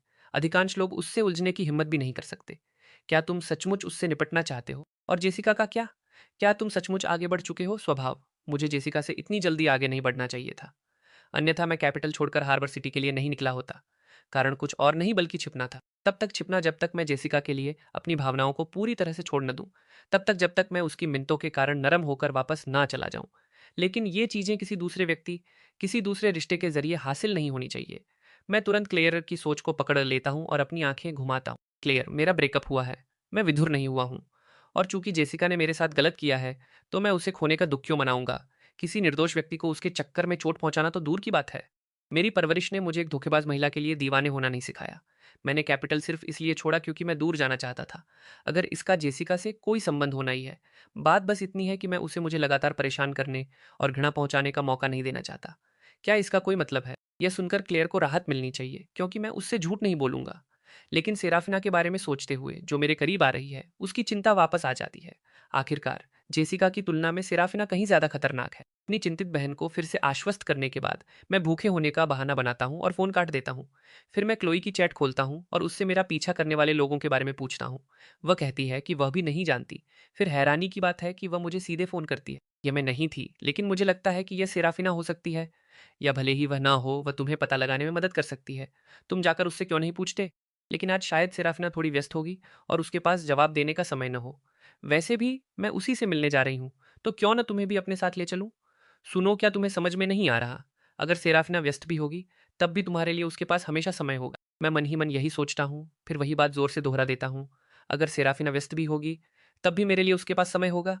यह सुनकर क्लोए अपने माथे पर हाथ मारती है और बेबस होकर समझाती है, मैं इससे ज्यादा साफ इशारा नहीं कर सकती। चाहे सेराफिना कितनी भी व्यस्त क्यों ना हो, तुम्हारे लिए उसके पास हमेशा समय रहेगा। तो चल रहे हो या नहीं? चलो, बस मेरे साथ चलो। मैं जानबूझकर ऐसा दिखाता हूँ जैसे उसकी बात समझ ही नहीं आई। ठीक है, लेकिन मुझे वहां का रास्ता नहीं पता। पता भेज दो, उसकी जरूरत नहीं है। मैं खुद तुम्हें लेने आ रही हूँ। इतना कहकर वह फोन काट देती है। करीब आधे घंटे बाद क्लोए की कार सिंक्लियर मेंशन के बाहर आकर रुकती है। कार पार्क करने के बाद भी विला तक पहुंचने के लिए थोड़ा पैदल चलना पड़ता है। रास्ते भर कई बार मुझे चंदन की वही परिचित खुशबू महसूस होती है। जब हम विला के मुख्य द्वार के सामने पहुंचते हैं, तो मैं एक बूढ़े आदमी को दरवाजे पर थोड़ा झुका हुआ खड़ा देखता हूँ और एक महिला उसके बगल में घुटने टेके हुए है। मेरी नज़र उन दोनों पर पड़ती है। मैं उलझन में हूँ, लेकिन मैं इसमें गहराई से जाने की योजना नहीं बना। क्लोई उस बूढ़े आदमी के सामने रुकती है, थोड़ा सिर हिलाती है और विनम्रता से उसका अभिवादन करती है। ओल्ड मास्टर हैस, क्लोई, क्या तुम यहाँ सेराफिना से मिलने आई हो? हाँ, मुझे उससे कुछ चर्चा करनी है। मैं अंदर चलती हूँ। फिर ओल्ड मास्टर हैस जबरदस्ती एक मुस्कान लाते हैं। क्लोई लापरवाही से सिर हिलाती है। उसकी आंखें उनके पीले चेहरे और पसीने से तर माथे को स्कैन करती हैं। ओल्ड मास्टर हैज बदले में सिर हिलाते हैं। अपनी आंख के कोने से वह क्लोई के बगल में मुझे नोटिस करते हैं। थोड़े हैरान दिखते हैं। यह किसका युवा मास्टर है जिसे क्लोई अपने साथ मिलने लाई है? सेराफिना। उसकी पहचान कोई छोटी बात नहीं होनी चाहिए। वह सोच रहे हैं कि मैं कौन हूँ, लेकिन अपनी पोती को अपने बगल में नोटिस नहीं करते, जो मेरा चेहरा देखते ही जम जाती है। अब विवियन को आखिरकार समझ आता है कि सेराफिना अचानक हैस परिवार के पीछे क्यों पड़ी। लेकिन क्या वह सेराफिना से सिर्फ एक बार नहीं मिला था? क्या क्लोई उस पर लट्टू हो गई थी? या सेराफिना उस पर लट्टू हो गई थी? मैं तो गई, मैं उसी लड़के के पीछे पड़ी जिसके पीछे सेराफिना थी। लेकिन मैंने अभी तक कोई चाल भी नहीं चली थी। मैंने बस लोगों से कुछ तस्वीरें लेने के लिए कहा, बस उसके बारे में और जानना चाहती थी। विवियन जितना सोचती है उतनी ही पीली पड़ती जाती है। वह चुपके से एक ठंडी सांस निकलती है, फिर ऊपर पहुंचकर ओल्ड मास्टर हिस की आस्तीन खींचती है। दादाजी, मुझे लगता है कि मैं जानती हूँ कि सेराफिना हमारे परिवार के पीछे क्यों पड़ी। एक पल रुको, मैं जाकर तुम्हारे आने की घोषणा करती हूँ। दूसरी तरफ क्लोई मुझे लिविंग रूम के फोयर में लाती है और मुझसे कहती है कि एक पल रुकूं, जबकि वह मेरे आने की घोषणा करती है। वह वहां बैठे बड़े लोगों का अभिवादन करती है, फिर सेराफिना के पास जाती है और चुपचाप उसे बताती है, लूसियन तुमसे मिलना चाहता है, इसलिए मैं अभी फोयर में है। उससे मिलना चाहती हो? सेराफिना, जो एक दस्तावेज को नीचे देख रही थी, क्लोई के आने पर मुश्किल से ही ध्यान दे रही थी, धीरे से अपना सिर उठाती है। उसकी नज़र लिविंग रूम को पार करती है और फोयर में जेड स्क्रीन पर टिक जाती है। वह दस्तावेज मार्कस को सौंप देती है। आज के लिए इतना ही काफ़ी है, मीटिंग समाप्त। सिंक्लेयर परिवार में सेराफिना का शब्द ही कानून है। मीटिंग चाहे किसी भी चरण में हो, मुद्दे सुलझे हों या न सुलझे हों, एक बार सेराफिना ने कह दिया कि यह खत्म हो गया, तो कोई भी रुकने की हिम्मत नहीं करता। लिविंग रूम के लोग बाहर निकल जाते हैं। मैं एक विनम्र मुस्कान बनाए रखता हूँ, भटकती नजरों से बचने की कोशिश करते हुए। सेराफिना की आकृति सबसे पहले मेरे सामने दिखाई देती है। वह 2 कदम दूर रुकती है, करीब आने की इच्छा को दबाते हुए। मिस्टर स्टर्लिंग, आपको इंतजार कराने के लिए खेद है। मैं अपना सिर हिलाता हूँ, समय समय पर मुझ पर पड़ने वाली दूसरों की खोजी नज़रों को महसूस करता हूँ और शांति से सेराफिना से बात करना जारी रखता हूँ। मैंने बहुत लंबा इंतजार नहीं किया। मैं यहाँ हूँ क्योंकि मुझे तुमसे कुछ पूछना है। सेराफिना मुझे अंदर आने का इशारा करती है। मैं कदम दर कदम आगे बढ़ता हूँ जब तक कि मैं सेराफिना को पार करके लिविंग रूम में प्रवेश नहीं कर जाता। यह देखकर कि सेराफिना वास्तव में मेरे पीछे एक कदम चल रही है, बाहर जाने वाले मेहमानों में से एक अपनी उत्सुकता को रोक नहीं पाता। वह फुसफुसाता है, यह आदमी कौन है? नहीं जानता उसे। अगर यह तुम्हारा काम नहीं है तो मत पूछो। मैं बस उत्सुक हूँ। ठीक है, चलो चले। जिसने पूछा था वह बहस करना चाहता है, लेकिन जब परछाइयों से तीखी नजरें उस पर पड़ती हैं तो वह बस जल्दी से निकल जाना चाहता है। फोयर में मौजूद समूह तेजी से बिखर जाता है। विशाल लिविंग रूम में केवल सेराफिना और मैं बचे हैं, साथ ही क्लोई, जो पूरे समय किनारे की सीट पर बैठी हुई है। सेराफिना को वास्तव में मेरे पीछे चलते देखकर क्लोई उसे आधी मुस्कुराती हुई नजर डालती है। फिर एक जम्हाई के साथ वह निकास की ओर बढ़ती है। मुझे अभी भी नींद आ रही है। मैं वापस सोने जा रही हूँ। क्लोई के जाने के बाद सेराफिना दूसरी तरफ के दरवाजे की ओर मुड़ती है। मेरे साथ आओ, लिविंग रूम बाहरी लोगों के लिए है। मैं तुम्हें चाय के कमरे में ले जाऊंगी। मैं यहाँ बस एक चीज़ की पुष्टि करने आया हूँ। उसकी कोई ज़रूरत नहीं है। मैंने पूछने और चले जाने की योजना बनाई थी, लेकिन सेराफिना द्वारा इसे इस तरह संभालने से स्पष्ट है कि उसकी मुझे बहुत जल्दी जाने देने की कोई योजना नहीं है। निश्चित रूप से अगले ही पल मैं सेराफिना का बहाना सुनता हूँ। इसमें कोई परेशानी नहीं है। मुझे कम से कम अपने सम्मानित अतिथि का उचित सत्कार करना चाहिए। हम खामोशी से चलते हैं और एक छोटे से बगीचे से गुजरने के बाद हम चाय के कमरे में प्रवेश करते हैं। सेराफिना मुझे बैठने का इशारा करती है और मुझसे पूछती है कि मुझे कौन सी चाय चाहिए। मैं कहता हूँ कि कुछ भी चलेगा और उसके सामने बैठ जाता हूँ, उसे कुशलता से कप गर्म करते और पत्तियां डालते हुए देखते हुए। मैं जानता हूँ कि उसने ऐसा कई बार किया है। उसकी उंगलियों के बीच घूमता हुआ नीला और सफ़ेद चीनी मिट्टी का चाय का प्याला देखने लायक एक और दृश्य है। यह देखकर मैं अपनी जल्दी खो देता हूँ। मैं अपना सिर टिकाता हूँ और दिलचस्पी के साथ देखता हूँ कि वह कैसे धीरे धीरे चाय बनाती है, फिर आखिरकार चाय का आनंद लेता हूँ। यह देखकर कि मुझे यह पसंद आया, सेराफिना मुस्कुराती है। मेरे खत्म करने के बाद वह इसे फिर से भर देती है। तुम मुझसे किस सिलसिले में मिलने आए थे? मैं पूछना चाहता था कि क्या तुम वही हो जिसने मेरा पीछा करने वाले लोगों का ध्यान रखा था? बेशक, मैं बस पूछ रहा हूँ। हार्बर सिटी में जिन लोगों को मैं जानता हूँ, उनमें से केवल तुम और क्लोई ही दिमाग में आते हैं। मैंने क्लोई से पहले ही पूछ लिया था। उसने कहा कि वह नहीं थी, इसलिए मैं तुमसे पूछने आया था। वह मैं ही। क्या तुमने अंदर आते समय दरवाजे पर घुटने टेके हुए महिला को देखा था? वही है जिसने लोगों को तुम्हारा पीछा करने और चुपके से तस्वीरें लेने के लिए काम पर रखा था। चिंता मत करो, मैंने उन सभी को जेल भेज दिया है। चुपके से तस्वीरें शब्दों पर मेरी अजीब अभिव्यक्ति देखकर सेराफिना जोड़ती है, तुम्हारी दैनिक गतिविधियों की वे सभी तस्वीरें, मैंने उन्हें साफ कर दिया है। चिंता की कोई बात नहीं है। मैं उसे धन्यवाद देता हूँ, लेकिन नहीं, एक साधारण धन्यवाद बहुत हल्का है। इसलिए मैं अपना वादा करता हूँ, अगर कोई ऐसी चीज़ है जिसमें तुम्हें मदद चाहिए, कुछ भी जो मैं कर सकता हूँ, तो मैं करूँगा। सेराफिना सिर हिलाती है, फिर आखिरकार मुख्य बात पर आती है। क्या तुमने लंच किया? अभी तक नहीं, वास्तव में मैं बस 1.5 घंटे पहले ही जागा हूँ। मेरे यहाँ का खाना बस तैयार ही है। चलिए चलते हैं, मिस्टर स्टर्लिंग। मिस्टर स्टर्लिंग के शब्द ऐसे लगते हैं जैसे उसने उन्हें अपने मुंह में चखा हो, जिसमें एक अकथनीय अर्थ छिपा हो। मैं अनजाने में ऊपर पहुंचकर अपने गर्म कानों को छूते हुए उसके पीछे हो लेता हूँ। वास्तव में तुम मुझे बस मेरे नाम से या ल्यूक कहकर बुला सकती हो। मेरे परिवार और दोस्त सभी मुझे इसी नाम से बुलाते हैं। सेराफिना के कदम ठिठक जाते हैं। वह पूरी तरह से रुक जाती है और सीधे मुझे घूरती है। फिर सेराफिना धीरे से मुस्कुराती है, मुझे ल्यूक कहकर पुकारती है, और मैं उस हल्के जुनून वाली उसकी आवाज़ का विरोध नहीं कर पाता। यह मुझे एक ही पल में हरा देता है। उसके आगे बढ़ने के बाद मैं अपने तेज़ धड़कते दिल को दबाता हूँ। जब हम डाइनिंग रूम पहुंचते हैं तो टेबल पर पहले से ही 4 या 5 व्यंजन रखे होते हैं। हम भोजन के दौरान शायद ही बात करते हैं, लेकिन मेरी अभिव्यक्ति दिखाती है कि मैं इसका कितना आनंद ले रहा हूँ। जब मिसेज ली बर्तन साफ करने आती हैं तो वह मेरी तारीफ भी करती हैं। इस युवा लड़के की भूख काफ़ी अच्छी है, धन्यवाद मिसेज ली। यह बहुत स्वादिष्ट है, बिल्कुल वैसा ही जैसा मेरी माँ खाना बनाती हैं। अगली बार जब तुम आओ तो सेराफिना को पहले ही बता देना कि तुम्हें क्या पसंद है, उससे मुझे बताने के लिए कहना, और मैं इसे तुम्हारे लिए बनाऊंगी। धन्यवाद मिसेज ली। मैं प्यार से सिर हिलाता हूँ और एक मुस्कान के साथ उन्हें फिर से धन्यवाद देता हूँ। लेकिन मिसेज ली के संतुष्ट होकर चले जाने के बाद सेराफिना अचानक हमला करती है। ल्यूक, क्या तुमने तय किया है कि अगली बार कब होगा? यह सुनकर मैं आश्चर्य से ऊपर देखता हूँ, सेराफिना की आधी मुस्कुराती हुई अभिव्यक्ति से मिलते हुए। क्या तुम इतनी उत्साही हो रही हो? मुझे डर है कि मिसेज ली तुमसे निराश हो जाएंगी। मिसेज ली निराश होती हैं या नहीं, यह मुझ पर निर्भर नहीं करता, यह तुम पर निर्भर करता है। अगर मिस सिंक्लेयर मुझे आमंत्रित करेंगी तो मैं आऊंगा। यह सुनकर सेराफिना की आंखें चमक उठती हैं। वह पानी टटोलती है, तो हर दिन आओ। मैं अपनी भौहें उठाता हूँ, फिर विनम्रता से मना करने के लिए अपना सिर हिलाता हूँ। उसके निराश चेहरे को नजरअंदाज करते हुए मैं अपना मुंह पोंछता हूँ। मेरा पेट भर गया है। भोजन के लिए धन्यवाद मिस सिंक्लियर। मैं अब वापस जाऊंगा, फिर मिलते हैं मिस सिंक्लियर। सेराफिना भी अलविदा कहती है, लेकिन उसका शरीर स्वचालित रूप से मेरे पीछे हो लेता है। वह मुझे वापस छोड़ना चाहती है। तुम व्यस्त नहीं हो, मैं बस एक कैब ले सकता हूँ। वह मेरा रास्ता रोकती है, अजीब तरह से थोड़ा नीचे झुकती है। मैं व्यस्त हूँ, लेकिन मैं तुम्हें ले जाना चाहती हूँ। अगर मैं अच्छा प्रदर्शन नहीं करूंगी और फिर से खारिज हो जाऊंगी तो यह शर्मनाक होगा। यह सुनकर मैं अपने होठों को घुमाता हूँ और उसे थम्स अप देता हूँ। मिस सिंक्लियर बहुत विचारशील हो, तो फिर शुभकामनाएं। वापस जाते समय सेराफिना इसी सवाल के बारे में सोच रही होती है। शुभकामनाएं, लेकिन कैसे? मैं इतनी कड़ी मेहनत कैसे करूं कि लूसियन हर दिन खाने के लिए आना चाहे, या उसे हर एक पल अपने पास रखने के लिए और भी लालची हो जाऊं?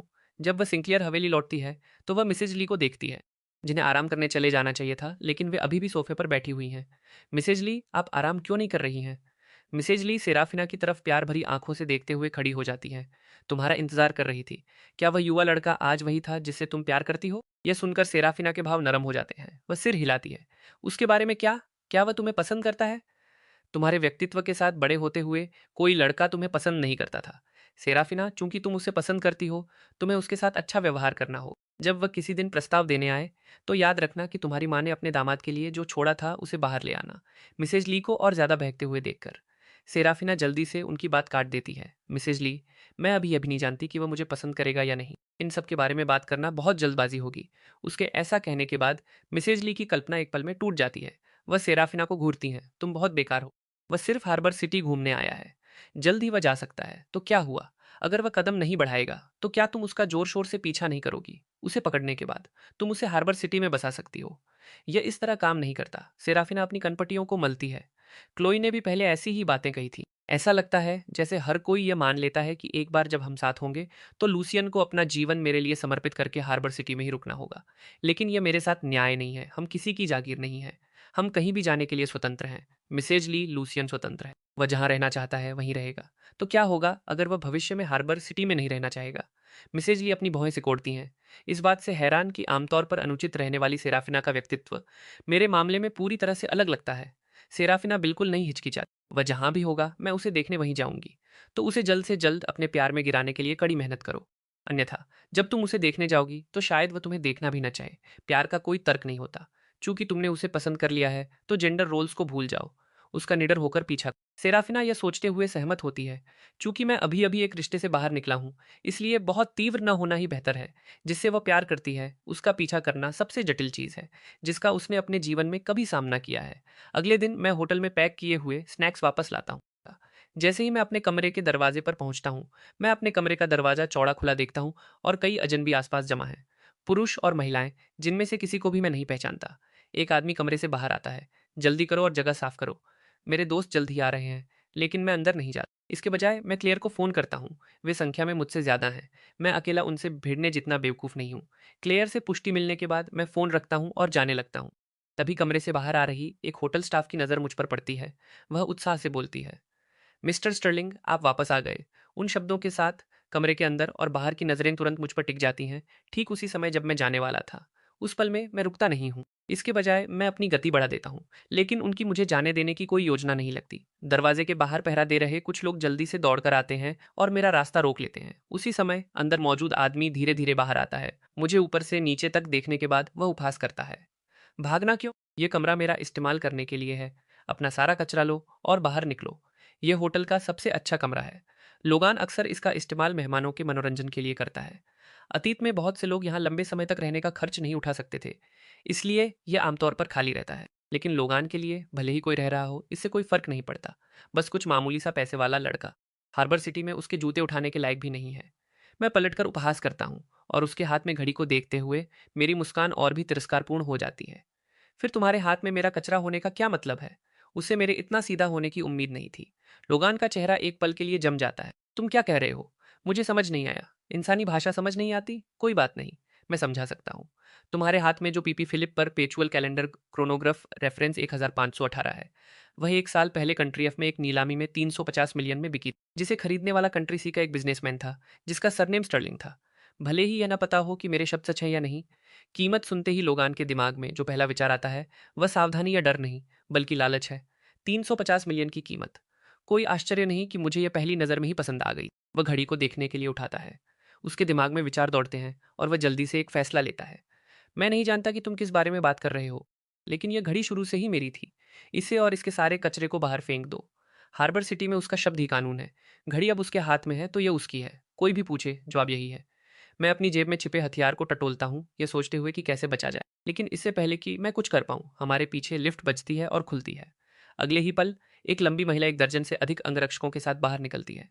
मैं पीछे देखता हूँ और तुरंत उसे पहचान लेता हूँ। वेनेसा, स्टर्लिंग परिवार की हार्बर सिटी शाखा की प्रमुख और हार्बर सिटी में क्लेयर की प्रतिनिधि। वेनेसा मैं यहाँ हूँ। तस्वीरों जितनी ही बेतहाशा हैंडसम लड़के को देखकर वेनेसा एक बार फिर दंग रह जाती है। वह मेरी तरफ दौड़ती है और बिना एक शब्द कहे मुझे ऊपर से नीचे तक देखती है। यह पुष्टि करने के बाद कि मुझे चोट नहीं लगी है, वह शांत होती है। चिंता मत करो, मैं ठीक हूं। उन्हें घूंसा मारने का मौका तक नहीं मिला, हालांकि लगभग मिल ही गया था। जिस पल वेनेसा दिखाई देती है, लोगान की आंखें उसी पर टिकी रहती हैं। लेकिन जब वह देखता है कि वेनेसा का पहला कदम मेरी जांच करना है, उसका चेहरा काला पड़ जाता है। वेनेसा, तुम यहाँ क्या कर रही हो? तुम्हारा इसके साथ क्या रिश्ता है? केवल अब वेनेसा आवाज पर मुड़ती है। उसने कभी उम्मीद नहीं की थी कि जिस खतरे में मैं पड़ा हूं उसका लोगान से कोई लेना देना होगा। तो यह तुम हो? हाँ, तो क्या हुआ? तुम लुइस परिवार द्वारा छोड़ी गई बेटी हो। यह मत सोचो कि यहाँ आकर तुम कुछ बदल सकती हो। वेनेसा, मैं तुम्हें बता रहा हूँ, चाहे तुम हो या यह लड़का, मेरा एक शब्द और तुम दोनों शर्म से भाग जाओगे। ईमानदारी से कहूँ तो वेनेसा और लोगान ने एक दूसरे को बहुत लंबे समय से नहीं देखा, लेकिन चाहे कितना भी समय बीत गया हो, उसका सौतेला भाई अभी भी इतना बेवकूफ़ है कि उसका दिमाग खराब हो जाए। वह लोगान के पास जाती है, उसकी हैरान नज़र के नीचे अपना हाथ उठाती है और उसे ज़ोर से जमा देती है, एक ज़ोरदार थप्पड़। लोगान का चेहरा एक तरफ झटक जाता है, जो जल्दी ही लाल और सूज जाता है। वेनेसा बल के कारण सुन्न हुए अपने हाथ को हिलाती है। यह थप्पड़ अग्रिम रूप से वसूला गया ब्याज है। लोगान, हर कोई ऐसा नहीं है जिससे तुम उलझ सको। उसके खत्म करने के बाद ही लोगान को एहसास होता है कि उसे थप्पड़ मारा गया है। वह अपना चेहरा ढकता है और चीखता है, तुम्हें मुझे मारने की हिम्मत किसने दी? तुम तो गए। लेकिन वेनेसा बस लोगान को तिरस्कार के साथ देखती है, जो उसकी तरफ झपट रहा है। उसे उसके अंगरक्षक रोक लेते हैं। वेनेसा, क्या मैं आपसे थोड़ा एक तरफ होने का अनुरोध कर सकती हूँ? मेरी आवाज़ अचानक उनके झगड़े के बीच आ जाती है। वेनेसा मुड़ती है और मुझे अपना फ़ोन उठाकर रिकॉर्डिंग करते हुए देखती है। लोगान भी यह देखकर सहज रूप से अपने हाथ पीछे छिपा लेता है। ठीक है, अब छिपाने का कोई मतलब नहीं है। मैंने इसे पहले ही टेप पर ले लिया है और मैंने तुम्हारे हर एक चेहरे को रिकॉर्ड कर लिया है। इसके साथ ही मैं वीडियो क्लियर को भेजता हूँ, फिर जारी रखता हूँ। मेरे कमरे में घड़ी ही एकमात्र मूल्यवान चीज़ नहीं है। यहाँ बहुत सी चीज़ें हैं जो उतनी ही मूल्यवान है। अगर एक भी चीज़ गायब या क्षतिग्रस्त हुई, तो तुम इसकी कीमत चुकाओगे। एक पल पहले मेरे पास बैकअप की कमी थी, इसलिए मैंने जितना हो सके उतना कायर होने का नाटक किया। लेकिन अब मैं लोगान को पार करके अपने कमरे में जाता हूँ। भले ही मैं तैयार था अपने सामान को फर्श पर बिखरा हुआ देखना, यहाँ तक कि जेड ब्रेसलेट के टुकड़ों को देखना मेरे दिल को दर्द से भर देता है। वह imperial green glass type jadeite. मैं अपने फ़ोन से तब तक रिकॉर्डिंग जारी रखता हूँ, जब तक कि यह पुष्टि नहीं हो जाती कि केवल ब्रेसलेट ही क्षतिग्रस्त हुआ था। तभी मैं थोड़ा शांत होता हूँ। फिर मैं उन लोगों को देखता हूँ जिन्हें वेनेसा लाई थी और दरवाजे पर रुके लोगान को देखता हूँ। तुम हो जो अब गए काम से। वेनेसा का चेहरा भी उतना ही गंभीर है। उसने उम्मीद नहीं की थी कि लोगान इतना बेवकूफ़ हो सकता है। लूसियन का काफ़ी नुकसान हुआ था, काफ़ी कुछ, कई सौ मिलियन का मूल्य। रकम सुनकर वेनेसा का मुंह सदमे से खुला का खुला रह जाता है। लोगान एक पल के लिए जम जाता है, फिर चिल्लाता है, तुम क्या बकवास कर रहे हो? तुम अपने पास इतने सारे कीमती सामान कैसे रख सकते हो? उसके शब्दों के बावजूद अंदर से लोगान शांत होने से कोसों दूर है। दुर्भाग्य से इस बार मैं उसे एक नज़र भी नहीं देखता। मैं मुड़ता हूँ और अंदर सोफे पर बैठ जाता हूँ। पुलिस के यहाँ आने तक का इंतज़ार करो, फिर मुझ पर चिल्लाना। तुम्हारा क्या मतलब है कि तुमने पुलिस को बुलाया है? लोगान कमरे में घुसने की कोशिश करता है, लेकिन वेनेसा के अंगरक्षक उसे रोक देते हैं। वेनेसा, अपने आदमियों को हटाओ। तुम्हारा बेवकूफ़ होना बंद करना ही बेहतर होगा। तुम मुझे धमकी दे रहे हो। मैं तुम्हें बता दूं, हार्बर सिटी में पुलिस को फ़ोन करने वाले हर किसी को परिणाम नहीं मिलते। सुनो, चाहे कोई बड़ा आदमी हो या ना हो, हार्बर सिटी में तुम मेरे आगे झुकते हो। यह सुनकर मैं उसे एक नज़र देखता हूँ और शांति से जवाब देता हूँ। ओ, वह कुछ और कहना चाहता है, लेकिन मुझे एक कॉल उठाते और एक तरफ जाते हुए देखता है, जिससे उसे बोलने का कोई मौका नहीं मिलता। मैं एक सामान्य अभिवादन की कोशिश करता हूँ। मेरी अपेक्षाकृत सामान्य आवाज़ सुनकर सेराफिना का अटका हुआ दिल राहत से बैठ जाता है। पुलिस रास्ते में है, मैं भी जल्द ही वहां पहुंचूंगी। चिंता मत करो। मुझे इस बात की परवाह नहीं है कि सेराफिना को कैसे पता चला कि मैं मुसीबत में हूँ। मुझे बस इतना पता है कि जिस पल मैं मुसीबत में पड़ा, वह दौड़ी चली आ रही है। इसी सोच के साथ मेरा मूड बन जाता है। तुम पहले से ही रास्ते में हो। तुम मेरे लिए इतनी चिंतित हो? बेशक। तुम मेरे इकलौते सम्मानित अतिथि हो। तुम्हारे अलावा मैं किसके लिए चिंतित होंगी? सिर्फ मैं? हाँ, सिर्फ तुम। सेराफिना दूसरे छोर पर एक पल के लिए रुकती है, फिर दृढ़ता से जवाब देती है। और भविष्य में भी। सेराफिना होटल के प्रवेश द्वार पर रुकती है, इमारत की तरफ ऊपर देखती है और एक गहरी सांस लेती है। तुम्हारी वजह से ही कल्पना करने लायक भविष्य है, लूसियन। मैं आ गई हूँ। यह सुनकर मैं इस फिल्मीपन पर कांप उठता हूँ। फिर अपनी स्क्रीन पर नंबर देखता हूँ और जोर से हंस पड़ता हूँ। मैं तब तुम्हारा इंतजार करूंगा, सेराफिना। इस बीच दरवाजे पर लोगान गुस्से में गाली गलौज कर रहा है। वेनेसा, तुम उसकी इतनी मदद क्यों कर रही हो? इसे इतना बढ़ाने से तुम्हें क्या फायदा होगा? और इस तरह एक बाहरी व्यक्ति की मदद करने से क्या मिलेगा? क्या तुम्हें डर नहीं है कि मैं पिताजी को बता दूंगा? वेनेसा बिना किसी भाव के अड़ी खड़ी रहती है। यह देखकर लोगान का चेहरा लाल हो जाता है। वह अपना फोन निकालता है और धमकी देने लगता है। मैं अभी पिताजी को फोन कर रहा हूँ। यह वेनेसा का सबसे पसंदीदा डर हुआ करता था। लेकिन अब वह बस मेरे दरवाजे पर खड़ी होकर उसे तिरस्कार से देखती है। लोगान का फ़ोन जल्दी ही मिल जाता है। पिताजी, वेनेसा और कोई लड़का मुझे परेशान कर रहे हैं। दूसरे छोर पर लॉरेंस का चेहरा काला पड़ जाता है। उस एहसान फरामोश बेटी को फ़ोन दो। एक भी सवाल नहीं। सिर्फ इसलिए कि लोगान ने शिकायत की थी। लॉरेंस तुरंत फैसला कर लेता है कि यह वेनेसा की गलती है। यह सुनकर लोगान वेनेसा पर नीचता से मुस्कुराता है। वह स्पीकर चालू करता है और फ़ोन सौंप देता है। पिताजी तुमसे बात करना चाहते हैं। वेनेसा अपने सामने फ़ोन पर अपनी नज़रें नीची करती है। भले ही वह जानती है कि वह लुइस परिवार द्वारा छोड़ी गई बेटी है, फिर भी लॉरेंस की आवाज़ सुनकर उसका दिल दुखता है। जैसे ही वह हिचकिचाती है कि फ़ोन उठाए या नहीं, मेरा हाथ आगे बढ़ता है। तुम कौन हो? एक अपरिचित आवाज़ सुनकर लॉरेंस अपनी भौहें सिकोड़ता है और अधीरता से चिल्लाता है। और तुम कौन हो? वेनेसा को अभी फ़ोन दो। मैं तुम्हारी बात क्यों सुनूं? इंसानी भाषा समझ नहीं आती क्यों? तुम कौन होते हो जो मेरे सामने मुझसे पूछ रहे हो कि क्यों?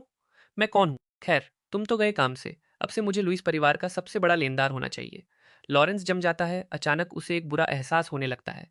लेकिन मेरा जवाब देने का कोई दायित्व नहीं है, इसलिए मैं सीधे फ़ोन काट देता हूँ और फ़ोन वापस लोगान की तरफ फेंक देता हूँ। उसे घबराहट में संभालते हुए देखकर मैं अपनी भौहें उठाता हूँ और अपने होंठ घुमाता हूँ।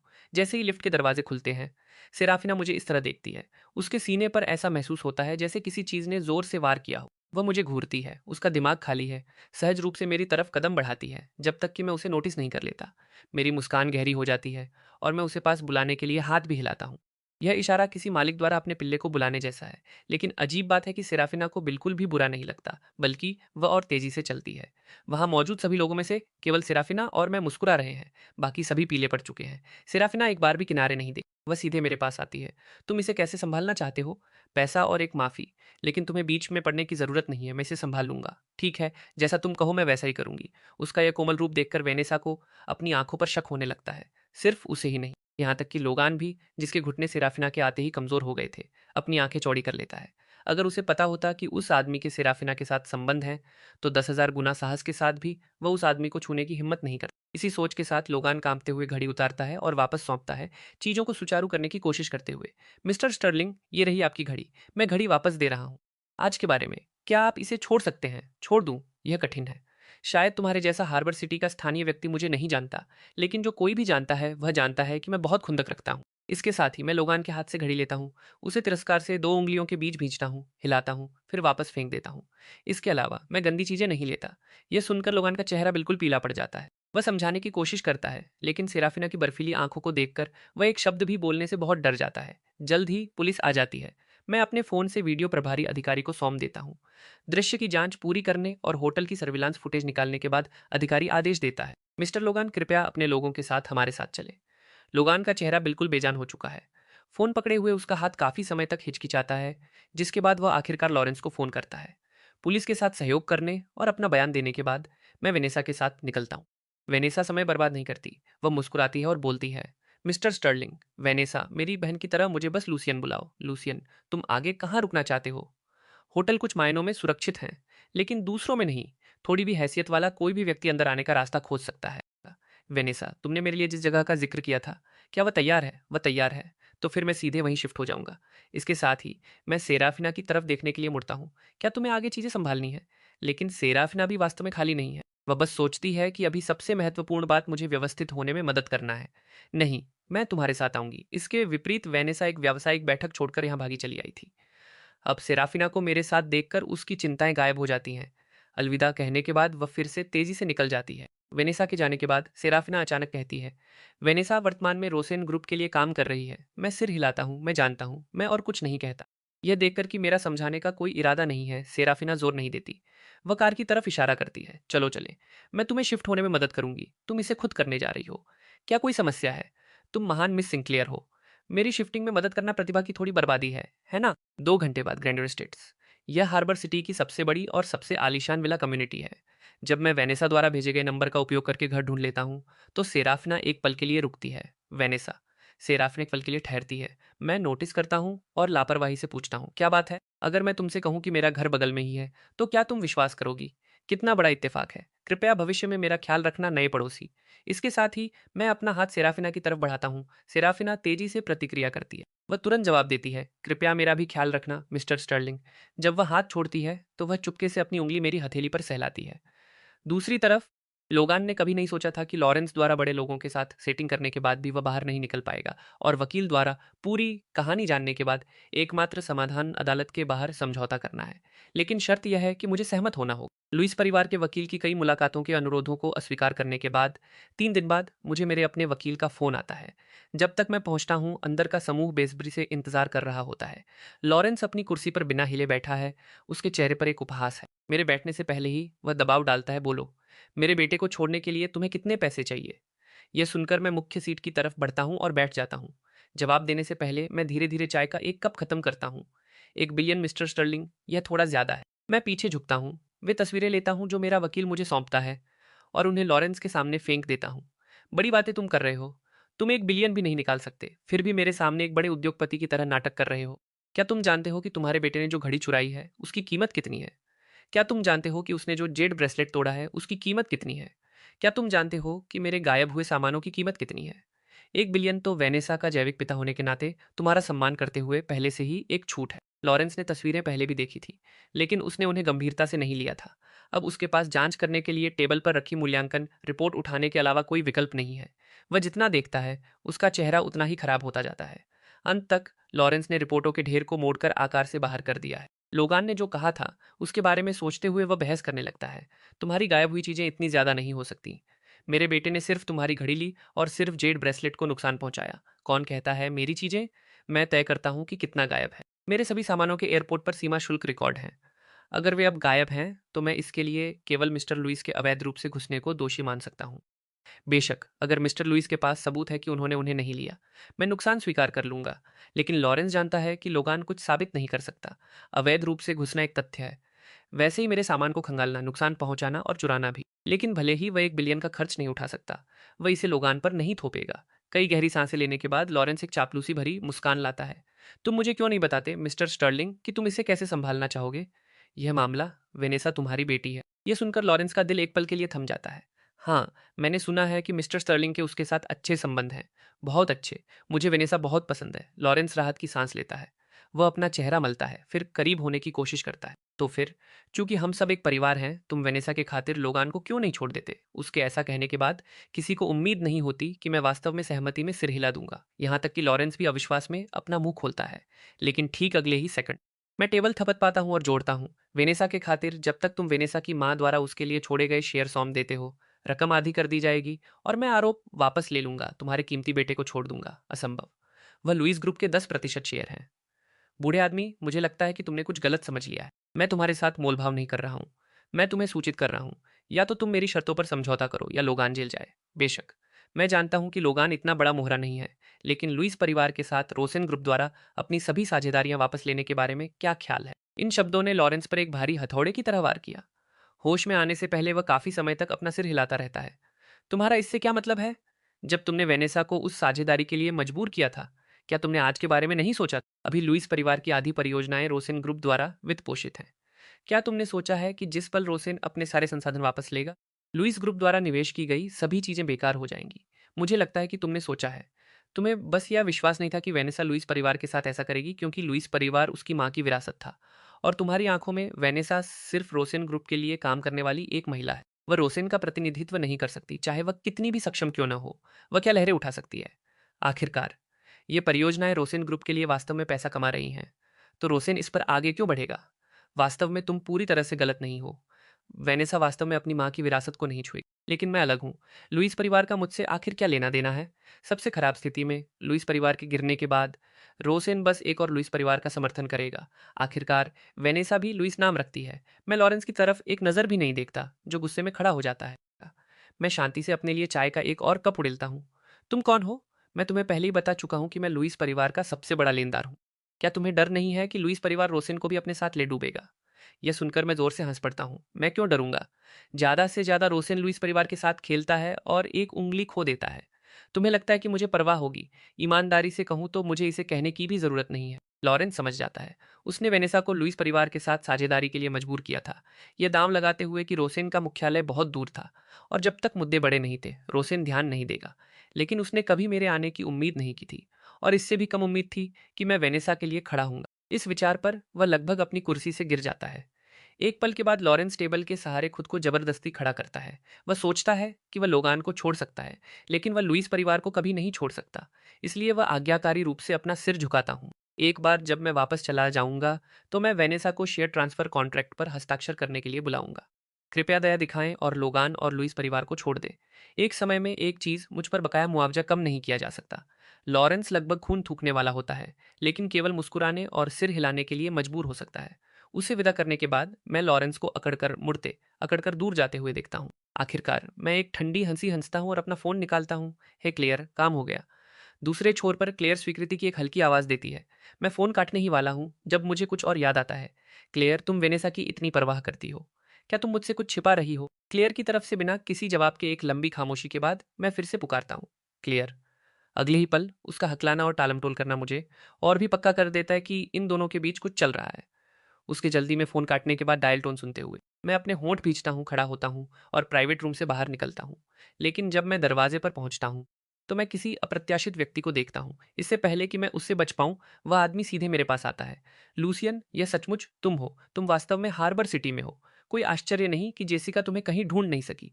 रोनिन आसानी से मेरे कंधे को थपथ पाता है। मैं पहले उसका हाथ रोकता हूँ, फिर उसे धक्का देता हूँ। कोई ज़रूरत नहीं है, मुझे कुछ काम है, मैं जा रहा हूँ। चलो भी लूसियन। भले ही तुम्हारा और जेसिका का झगड़ा हुआ हो, हम फिर भी दोस्त हैं, है ना? यह सुनकर मैं उसे एक लंबी नज़र देखता हूँ। दोस्त? तो जब तुमने अभी-अभी जेसिका को मेरी लोकेशन लीक की, क्या वह इसलिए था क्योंकि हम दोस्त हैं? यह मत सोचो कि मैंने उसे अभी पागलों की तरह टाइप करते हुए नहीं देखा था। मुझे यह जानने के लिए सोचने की भी ज़रूरत नहीं है कि वह किसे मैसेज कर रहा था। लूसियन, तुमने गलत समझ लिया। मैंने बस सोचा कि तुम्हारे और जेसिका के बीच कोई गलतफहमी हो सकती है और चाहता था कि तुम इसे साफ कर लो। इसके अलावा लूसियन तुम्हें टोकना नहीं चाहता, लेकिन हमारे सर्कल में वास्तव में कौन साफ है? जेसिका इतने सालों तक तुम्हारे प्रति वफादार रही। उसने ज़रूरत से ज़्यादा किया है। इसके अलावा दिन के अंत में उसके और लियो के बीच वास्तव में कुछ गंभीर नहीं हुआ। यह गायब होने का नाटक क्यों कर रहे हो? क्या तुम जानते हो कि वह कितनी चिंतित रही है? उसने इतना वजन कम कर लिया है, मैं देख नहीं सकता। रोनिन बात करते करते और नेक बनता जाता है। यह सुनकर मैं एक ठंडी हंसी हंसता हूँ। क्या तुम जेसिका के पिता हो जो उसका इस तरह बचाव कर रहे हो? जब तुम अपंग हो जाओगे, तो क्या वह भी तुम्हारे बिस्तर के पास घुटने टेक कर तुम्हारा पिछवाड़ा साफ करेगी? तुम इतनी घटिया बात कैसे कर सकते हो? तुम्हें लगता है कि तुम्हारे शब्द सुखद हैं? कम से कम मैं इंसानी भाषा बोलता हूँ। जिस पल तुम अपना मुंह खोलते हो, ऐसा लगता है जैसे गैस छोड़ रहे हो। इतनी बदबूदार कि लोगों का उल्टी करने का मन करे। और हमारे सर्कल में वास्तव में कौन साफ है? वह तुम्हारा सर्कल है, मेरा नहीं। तुम खुद गंदे हो और तुम चाहते हो कि हर कोई तुम्हारे जैसा बने। कचरा कचरे के डिब्बे में ही शोभा देता है। मेरे जैसे कुलीन आदमी से दूर रहो, मुझे दूषित मत करो। इसके साथ ही मैं मुड़ता हूँ और चला जाता हूँ। मेरे पीछे रोनिन खुली आंखों से घूरता है। गुस्से में वह मेरी दूर जाती आकृति पर इशारा करता है। गालियों की एक पूरी श्रृंखला फटने के लिए तैयार, लेकिन मैं उसे कोई मौका नहीं देता। अंत में वह एक गहरी सांस लेता है और जेसिका को जवाब देना जारी रखता है, जबकि रोनिन दुर्भावनापूर्ण रूप से मेरी लोकेशन लीक करता है। दूसरे छोर पर क्लोई, जिसे यह सुनिश्चित करने का आदेश दिया गया है कि मैं सुरक्षित हूँ, हर सेकंड का आनंद ले रही है। शुद्ध उत्साह के साथ वह हॉलवे सुरक्षा फुटेज से ऑडियो क्लिप करती है, इसे ग्रुप चैट में भेजती है, फिर थम्स अप स्टिकर्स की एक श्रृंखला गिराती है। मैं क्लोई अपनी ज़िंदगी में कभी किसी के आगे नहीं झुकी, लेकिन लूसियन का मुंह मुझे उसके आगे हाथ जोड़ने पड़ेंगे। उसके भेजने के 1 मिनट से भी कम समय में जेक रिकॉर्डिंग में बताए गए नाम को तेजी से पकड़ लेता है और पूछता है कि जेसिका कौन है। इस पर क्लोई का चेहरा जम जाता है। वह जल्दी से टाइप करती है, इसे अभी अनसेंड करो। जेक समझ नहीं पाता, लेकिन फिर भी तुरंत मैसेज अनसेंड कर देता है। सेराफिना, जो ठीक उसी पल ग्रुप चैट खोलती है, थम जाती है। मैंने इसे देखा। अब क्लोई को फाइल डिलीट करने का विचार छोड़ना होगा। वह अजीब तरह से हंसती है। अब तक जे को भी एहसास हो जाता है कि उसने गड़बड़ कर दी है, इसलिए वह इसे ठीक करने के लिए दौड़ता है। हाँ, सेराफिना लूसियन के व्यक्तित्व के साथ। उसके साथ कभी गलत कैसे हो सकता है? लेकिन ग्रुप में मैसेज जमा होते रहते हैं और सेराफिना और कुछ नहीं कहती। क्लोई को मुसीबत का एहसास होता है। वह सेराफिना की प्रोफाइल खोलती है और एक डायरेक्ट मैसेज शुरू करती है। वह काफ़ी देर तक पागलों की तरह टाइप करती है, लेकिन सेराफिना फिर भी कोई जवाब नहीं देती। सर्विलांस रूम में बैठी क्लोई का चेहरा काला पड़ जाता है। वह वहीं खुद को थप्पड़ मारना चाहती है। मैं बस खुद को रोक नहीं सकती। मुझे ग्रुप चैट में लूसियन की रिकॉर्डिंग क्यों भेजनी पड़ी? अभी क्लोई पछतावे से भरी है। इस बीच दूर अपने दफ्तर में सेराफिना फाइल खोलती है। उस नाम को बार बार सुनती है जिसका मैंने जिक्र किया था। उसका पूरा मूड डूब जाता है। जिसका सेराफिना धीरे से नाम दोहराती है। उसकी उंगलियां डेस्क पर थपथ पाती हैं। उसे यह अजीब एहसास होता है कि उसने यह नाम पहले भी सुना है। इसके ऊपर जो बात सेराफिना को सबसे ज्यादा परेशान करती है वह यह है कि यह व्यक्ति कौन है। मेरी एक्स गर्लफ्रेंड। एक्स होना भी उसे बहुत दुखी करता है, लेकिन जो बात सेराफिना को और भी ज्यादा दुखी करती है वह यह है कि उसे ईर्ष्या करने का अधिकार भी नहीं है। वह मेरी प्रोफाइल खोलती है और लंबे समय तक हमारी चैट को घूरती है। अंत में वह एक सांस लेती है। सारे महत्वपूर्ण काम खत्म हो गए और फिर भी मेरे बारे में नहीं सोच रहा। वह अपने दिल में बड़बड़ाती है। अगले ही सेकंड हमारी चैट में एक नोटिफिकेशन पॉपअप होता है। आपने लूसियन के समझदार छोटे सिर को पोक किया। आत्मीयता +1। वह मैसेज को घूरती है और पागलों की तरह इसे अनसेंड करने की कोशिश करती है, लेकिन मेरा मैसेज पहले ही आ चुका होता है। अब कुछ बात है, भले ही कुछ ना हो, कुछ तो होना ही चाहिए। सेराफिना एक हल्की सांस छोड़ती है। पूछना चाहती थी कि क्या तुम फ्री हो गए? मिसेज ली तुम्हें बिना किसी अन्य बहाने के डिनर पर आमंत्रित करना चाहती हैं। सेराफिना को मिसेज ली को इसमें लाना ही होगा। मैं मैसेज देखता हूँ और उसे चिढ़ाता हूँ। सिर्फ मिसेज ली मुझसे मिलना चाहती हैं। नहीं, मैं भी चाहती हूँ। वह इतनी सीधी है। जब वह ये कहती है तो मैं उसके चेहरे की गंभीर अभिव्यक्ति की कल्पना कर सकता हूँ। मैं समय पर एक नज़र डालता हूँ, फिर से टाइप करता हूँ। ओह, तो तुम कितना चाहती हो? यह मैसेज देखकर सेराफिना काफ़ी समय तक कोई जवाब नहीं देती। इस सवाल पर उसकी भौहें सिकुड़ जाती हैं और उसका चेहरा गंभीर हो जाता है। वह कुछ देर के लिए मार्कस के दरवाजे पर दस्तक देने को भी नोटिस नहीं करती। जब वह होश में आती है तो वह आखिरकार उसे अंदर आने के लिए कहती है। मार्कस दरवाज़ा धकेलता है और बाकी के दिन के शेड्यूल की रिपोर्ट करने ही वाला होता है जब सेराफिना उसकी बात काट देती है। मुझे तुमसे कुछ पूछना है। वह सीधे बैठती है।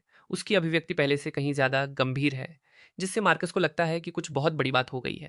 अपने विचारों को इकट्ठा करने के बाद सेराफिना जारी रखती है। काल्पनिक रूप से, मेरा मतलब काल्पनिक रूप से है। अगर तुमने उस व्यक्ति से कहा जिसे तुम पसंद करती हो कि तुम उससे मिलना चाहती हो और उन्होंने पूछा कितना, तो तुम क्या जवाब दोगे, मिस सिंक्लियर? यह कुछ ऐसा है जो मिस्टर स्टर्लिंग ने आपसे पूछा है ना? मैंने सोचा कि जिस तरह से आपने इसे पेश किया वह कुछ गंभीर। कभी नहीं जानता था कि हमारी मिस सिंक्लियर कहेंगी कि वह किसी को मिस कर रही हैं। जल्दी करो, बकवास बंद करो। ठीक है, ठीक है, मिस सिंक्लियर, मुझे लगता है मिस्टर स्टर्लिंग, मैंने कभी नहीं कहा कि वह लूसियन था। एक पल की खामोशी के बाद सेराफिना बस उसी के साथ जाती है और जारी रखती है। मार्कस अपने होठों पर आई हंसी को दबाने के लिए अपना गला साफ करता है और गंभीरता से विश्लेषण करता है। मेरे अनुभव से मैं कहूंगा कि मिस्टर स्टर्लिंग का आपसे यह सवाल पूछना स्पष्ट रूप से दिखाता है कि वह जानते हैं कि आप जवाब देने में बहुत शर्माएंगी और वह जानबूझकर आपको चिढ़ा रहे हैं। यह सुनकर सेराफिना अपने होंठ भींचती है, थोड़ी निराश महसूस करती है। उसने सोचा था कि मैं उसकी भावनाओं की परीक्षा ले रहा हूं, तो वह बस मजाक कर रहा है। मेरे अंदाजे के आधार पर सबसे अधिक संभावना है। लेकिन अगर तुम्हें वास्तव में कोई संदेह है तो बस उससे सीधे पूछो। प्रेमियों के बीच सबसे बुरी बात बार बार अंदाजा लगाना है। बस जो भी तुम्हारे दिमाग में हो कह दो। एक बार जब ये बाहर आ जाए, अगर तुम इसे सुलझा सकती हो तो सुलझा लो। यदि नहीं, तो बिना किसी पछतावे के इसे खत्म करो। मार्कस का मतलब केवल आखिरी हिस्से हिस्से से लापरवाही से था, लेकिन सेराफिना इसे दिल से लगा लेती है। वह इस पर विचार करती है, यह भी नोटिस नहीं करती कि मार्कस कब चला गया। दूसरी तरफ पहले जब सेराफिना जवाब नहीं देती तो मैं थोड़ा उलझ जाता हूँ। जब मैं घर पहुँचता हूँ और अपना फ़ोन खोलता हूँ तो मुझे उसका मैसेज दिखाई देता है। बहुत ज़्यादा, बस 4 साधारण शब्द। मैं सोफे पर चढ़ते हुए टाइप करता हूँ और पालथी मारकर बैठ जाता हूँ। इतना सोचने के बाद तुमने मुझे 4 शब्द दिए। मुझे ठगा हुआ महसूस हो रहा है।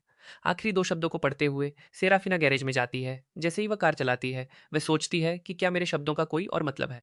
एक पल बाद वह जवाब देती है, फिर मैं इसकी भरपाई कर दूंगी। यह पढ़कर मेरा दिल वास्तव में थोड़ा धड़कता है, लेकिन मैं जवाब नहीं देता। अपना फ़ोन नीचे रखने के बाद मैं नहाने के लिए बाथरूम की तरफ बढ़ता हूँ। कुछ मिनटों बाद मैं खाना ढूँढने के लिए नीचे जाने के लिए तैयार होकर अपना फ़ोन उठाता हूँ। तभी अचानक सेराफिना का फ़ोन आता है। मैं तुम्हारे दरवाज़े पर हूँ। फ़ोन हाथ में लिए मैं नीचे की तरफ दौड़ता हूँ, दरवाज़ा खोलता हूँ और उसे वहाँ खड़ा देखता हूँ। वह पक्का दफ़्तर से ही आई होगी। उसका चेहरा थोड़ा लाल है और उसकी साँस थोड़ी फूली हुई है। मुझे उसकी तरफ खुलकर घूरते हुए देखकर सेराफिना सहज रूप से एक कदम आगे बढ़ाती है। मैंने हार्बर सिटी के कुछ क्लासिक स्नैक्स खरीदे हैं। इसे मेरी तरफ से भरपाई करने का तरीका समझो। मुझे देखने दो कि तुम्हें क्या मिला। पहले मुझे अंदर आने दो, बाहर बहुत हवा है। जैसे ही वह ये कहती है, मैं एक तरफ हो जाता हूँ। मेरे पास केवल डिस्पोजेबल चप्पलें हैं। अभी के लिए इसी से काम चलाओ। मैं ऊपर के कैबिनेट से चप्पलें निकालता हूँ। यह देखकर कि मैं उसके अचानक आने से नाराज़ नहीं हूँ। उसे अचानक हल्कापन महसूस होता है। वे एक वफल्स हार्बर सिटी के क्लासिक हैं। मीठे लेकिन बहुत मीठे नहीं, बाहर से कुरकुरे, अंदर से फूले हुए। इन्हें आजमाओ। और ये रोस्ट डक और फ्राइड स्क्यूअर्स, बिल्कुल सही। मैंने अभी तक खाना नहीं खाया है, धन्यवाद। जब हम डाइनिंग टेबल पर पहुंचते हैं और खाना शुरू करने वाले होते हैं, मैं अचानक उसे रोकता हूँ। रुको, क्या तुम पीती हो? किस तरह की ड्रिंक? फ्रूट वाइन, कुछ ऐसा जो मैं कैपिटल से लाया हूँ। लेकिन उसका ध्यान शराब पर नहीं बल्कि लोकेशन पर है। यह पहली बार है जब मैंने जिक्र किया है कि मैं कहाँ से हूँ। सेराफिना की आंखें चमक उठती हैं। वह सोचती है कि क्या मेरा कैपिटल का जिक्र करना यह दिखाता है कि मैं उसके प्रति खुलने लगा हूँ। वह जितना सोचती है उतनी ही उत्साहित होती जाती है, लेकिन बाहर से वह शांत रहती है। जल्द ही मैं शराब का एक सीलबंद जार लेकर टेबल पर वापस आता हूँ। मैंने इसे तब बनाया था जब मैं गाँव गया था। मैंने एक दादी से शहतूत की शराब बनाना सीखा था। यह वास्तव में बहुत अच्छी है, तुम भाग्यशाली हो। इसके साथ ही मैं कुशलता से कॉर्क खींचता हूँ। अगले ही सेकंड हवा में एक समृद्ध सुगंध भर जाती है। जब मैं उसका कप भरता हूँ और आगे बढ़ाता हूँ, तो वह हिचकिचाती है, पी नहीं रही हो। घर पर परिवार के देखने के कारण मैं हर बार केवल एक छोटा कप ही ले सकता था। अब तुम्हारे पास मेरे साथ पीने का मौका है। नहीं नहीं, मैं बस चिंतित हूँ कि तुम नशे में धुंध हो जाओगे। सेराफिना की खुद की सहनशक्ति बहुत अच्छी है, इसलिए वह इसकी चिंता नहीं करती। लेकिन वह लोगों को अच्छे से समझती है। उसका अंदाजा है कि मेरी सहनशक्ति कम होगी। मैं पूरी गंभीरता से कसम खाता हूँ। फिर पहले अपना कप उठाता हूँ। मैं ठीक हूँ, मैं नशे में नहीं हूँगा। सेराफिना के पास कोई विकल्प नहीं है। वह केवल लाड प्यार से अपना कप मेरे कप से टकरा सकती है। मेरे साथ खाते और पीते हुए 1 घंटा बीत जाता है। मेरा तीसरा कप खाली है। मुझे फिर से शराब की तरफ देखते हुए देखकर, लूसियन, अब और मत पियो। और ज्यादा पीने से तुम नशे में हो जाओगे। अपने लाल चेहरे के साथ मैं फिर से जिद कर, तुम क्या बड़बड़ा रही हो? मैं नशे में कैसे हो सकता हूँ? मैं जितना ज़्यादा पीता हूँ, मेरा दिमाग उतना ही साफ होता जाता है। फिर मैं सेराफिना का हाथ पकड़ता हूँ, अपना रास्ता रोकता हूँ और धकेलना शुरू करता हूँ। यह हिल क्यों नहीं रहा है? मैं अपनी पूरी ताकत लगा रहा हूँ। वहाँ, यह हाथ कितना सुंदर है। इसे घूरते हुए मैं अचानक अपनी तर्जनी उंगली बढ़ाता हूँ और धीरे से उसकी हथेली के पीछे टिका देता हूँ। उसकी हैरान नज़र के नीचे मैं उसकी उंगलियों के जोड़ों को ट्रेस करता हूँ। वह धीरे से पूछती है, लूसियन, क्या तुम नशे में हो? जब मेरा ध्यान नहीं होता है तो वह अपना हाथ पीछे खींचने की कोशिश करती है, लेकिन मेरी आंखें तेज हैं। मैं इसे तुरंत पकड़ लेता हूँ, फिर अधीरता से उसे घूरता हूँ। हिलो मत, मुझे देखने दो। यह सुनकर सेराफिना एक गहरी सांस लेती है। उसकी कनपटियों में दर्द होने लगता है। खैर, अब और पूछने की कोई जरूरत नहीं है। यह आदमी निश्चित रूप से नशे में है। क्या उसने नहीं कहा था कि उसकी सहन शक्ति बहुत अच्छी है? सिर्फ 3 कप। इसी विचार के साथ वह सांस लेती है और अपना हाथ पीछे खींचने की कोशिश करती है, केवल यह जानने के लिए कि वह ऐसा नहीं कर सकती। जाहिर है, नशे में भी पहरा चालू है। मैं उस पर हंसता हूँ और उसका हाथ अपने गाल की तरफ खींचता हूँ, फिर अपना सिर झुकाकर उसकी हथेली के पीछे रगड़ता हूँ। सेराफिना, मुझे यह पसंद है। मुझे इस तरह देखकर उसकी सांसें और भारी हो जाती हैं।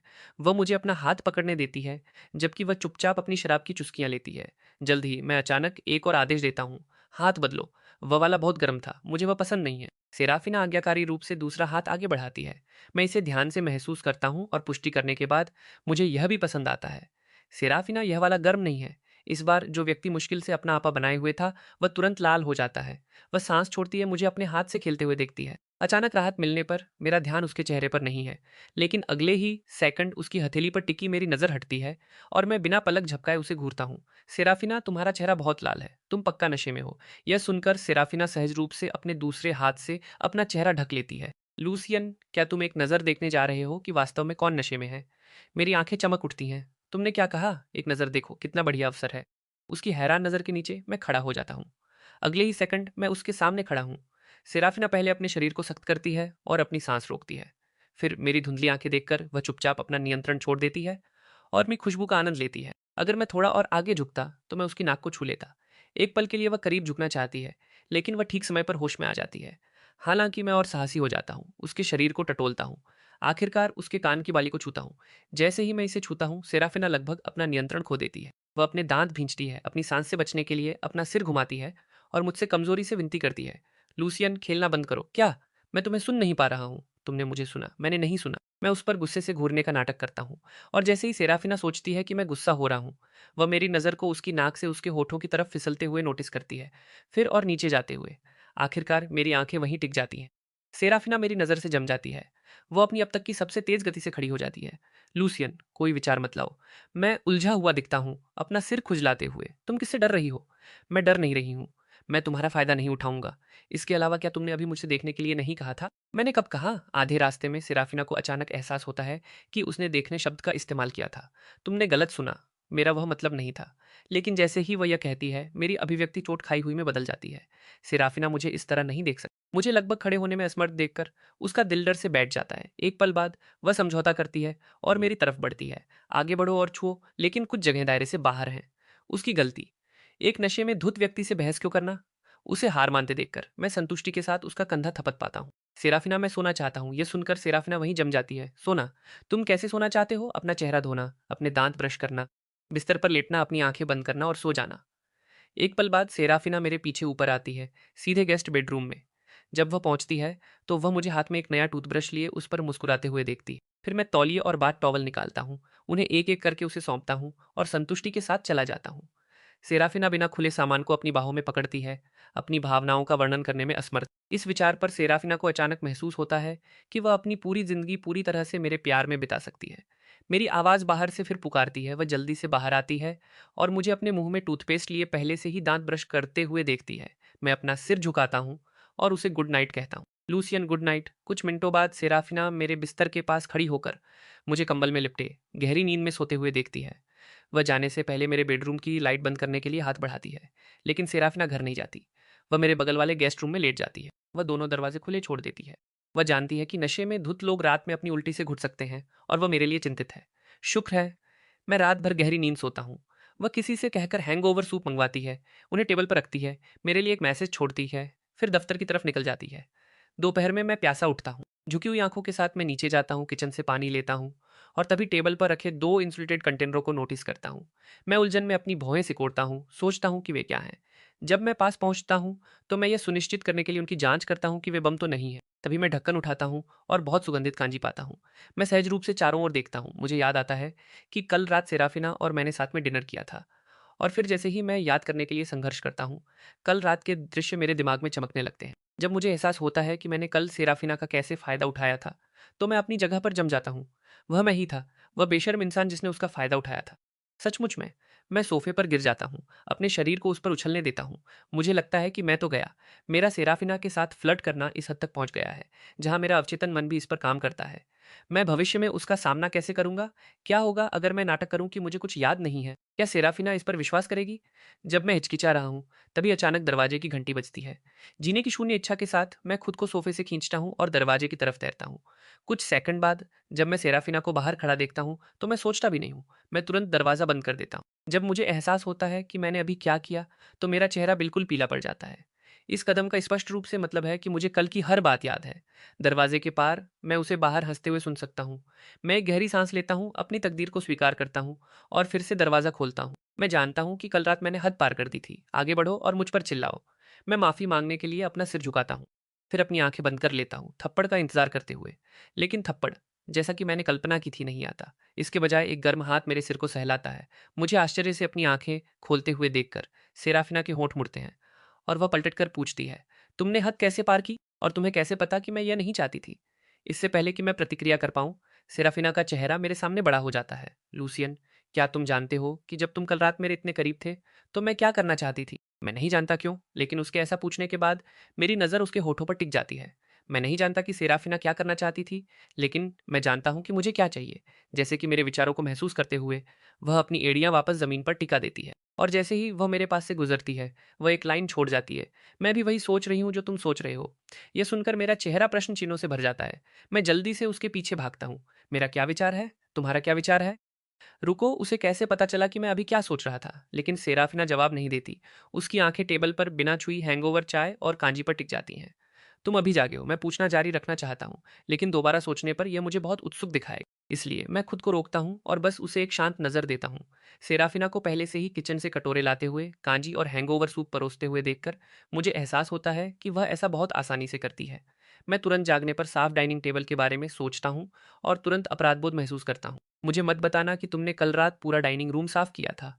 हाँ, बाहर जाते समय किया था। और खाओ, जल्दी करो। वह सब कुछ करती है और सोचती है, लेकिन वह मेरा पीछा नहीं कर रही है, वह एक बेटा पाल रही है ना? ये देखकर कि सेराफिना ने पहले ही कुर्सी खींच ली है, मैं आगे बढ़ता हूँ और बैठ जाता हूँ और चिकनी मलाईदार कांजी का एक घूंट लेता हूँ।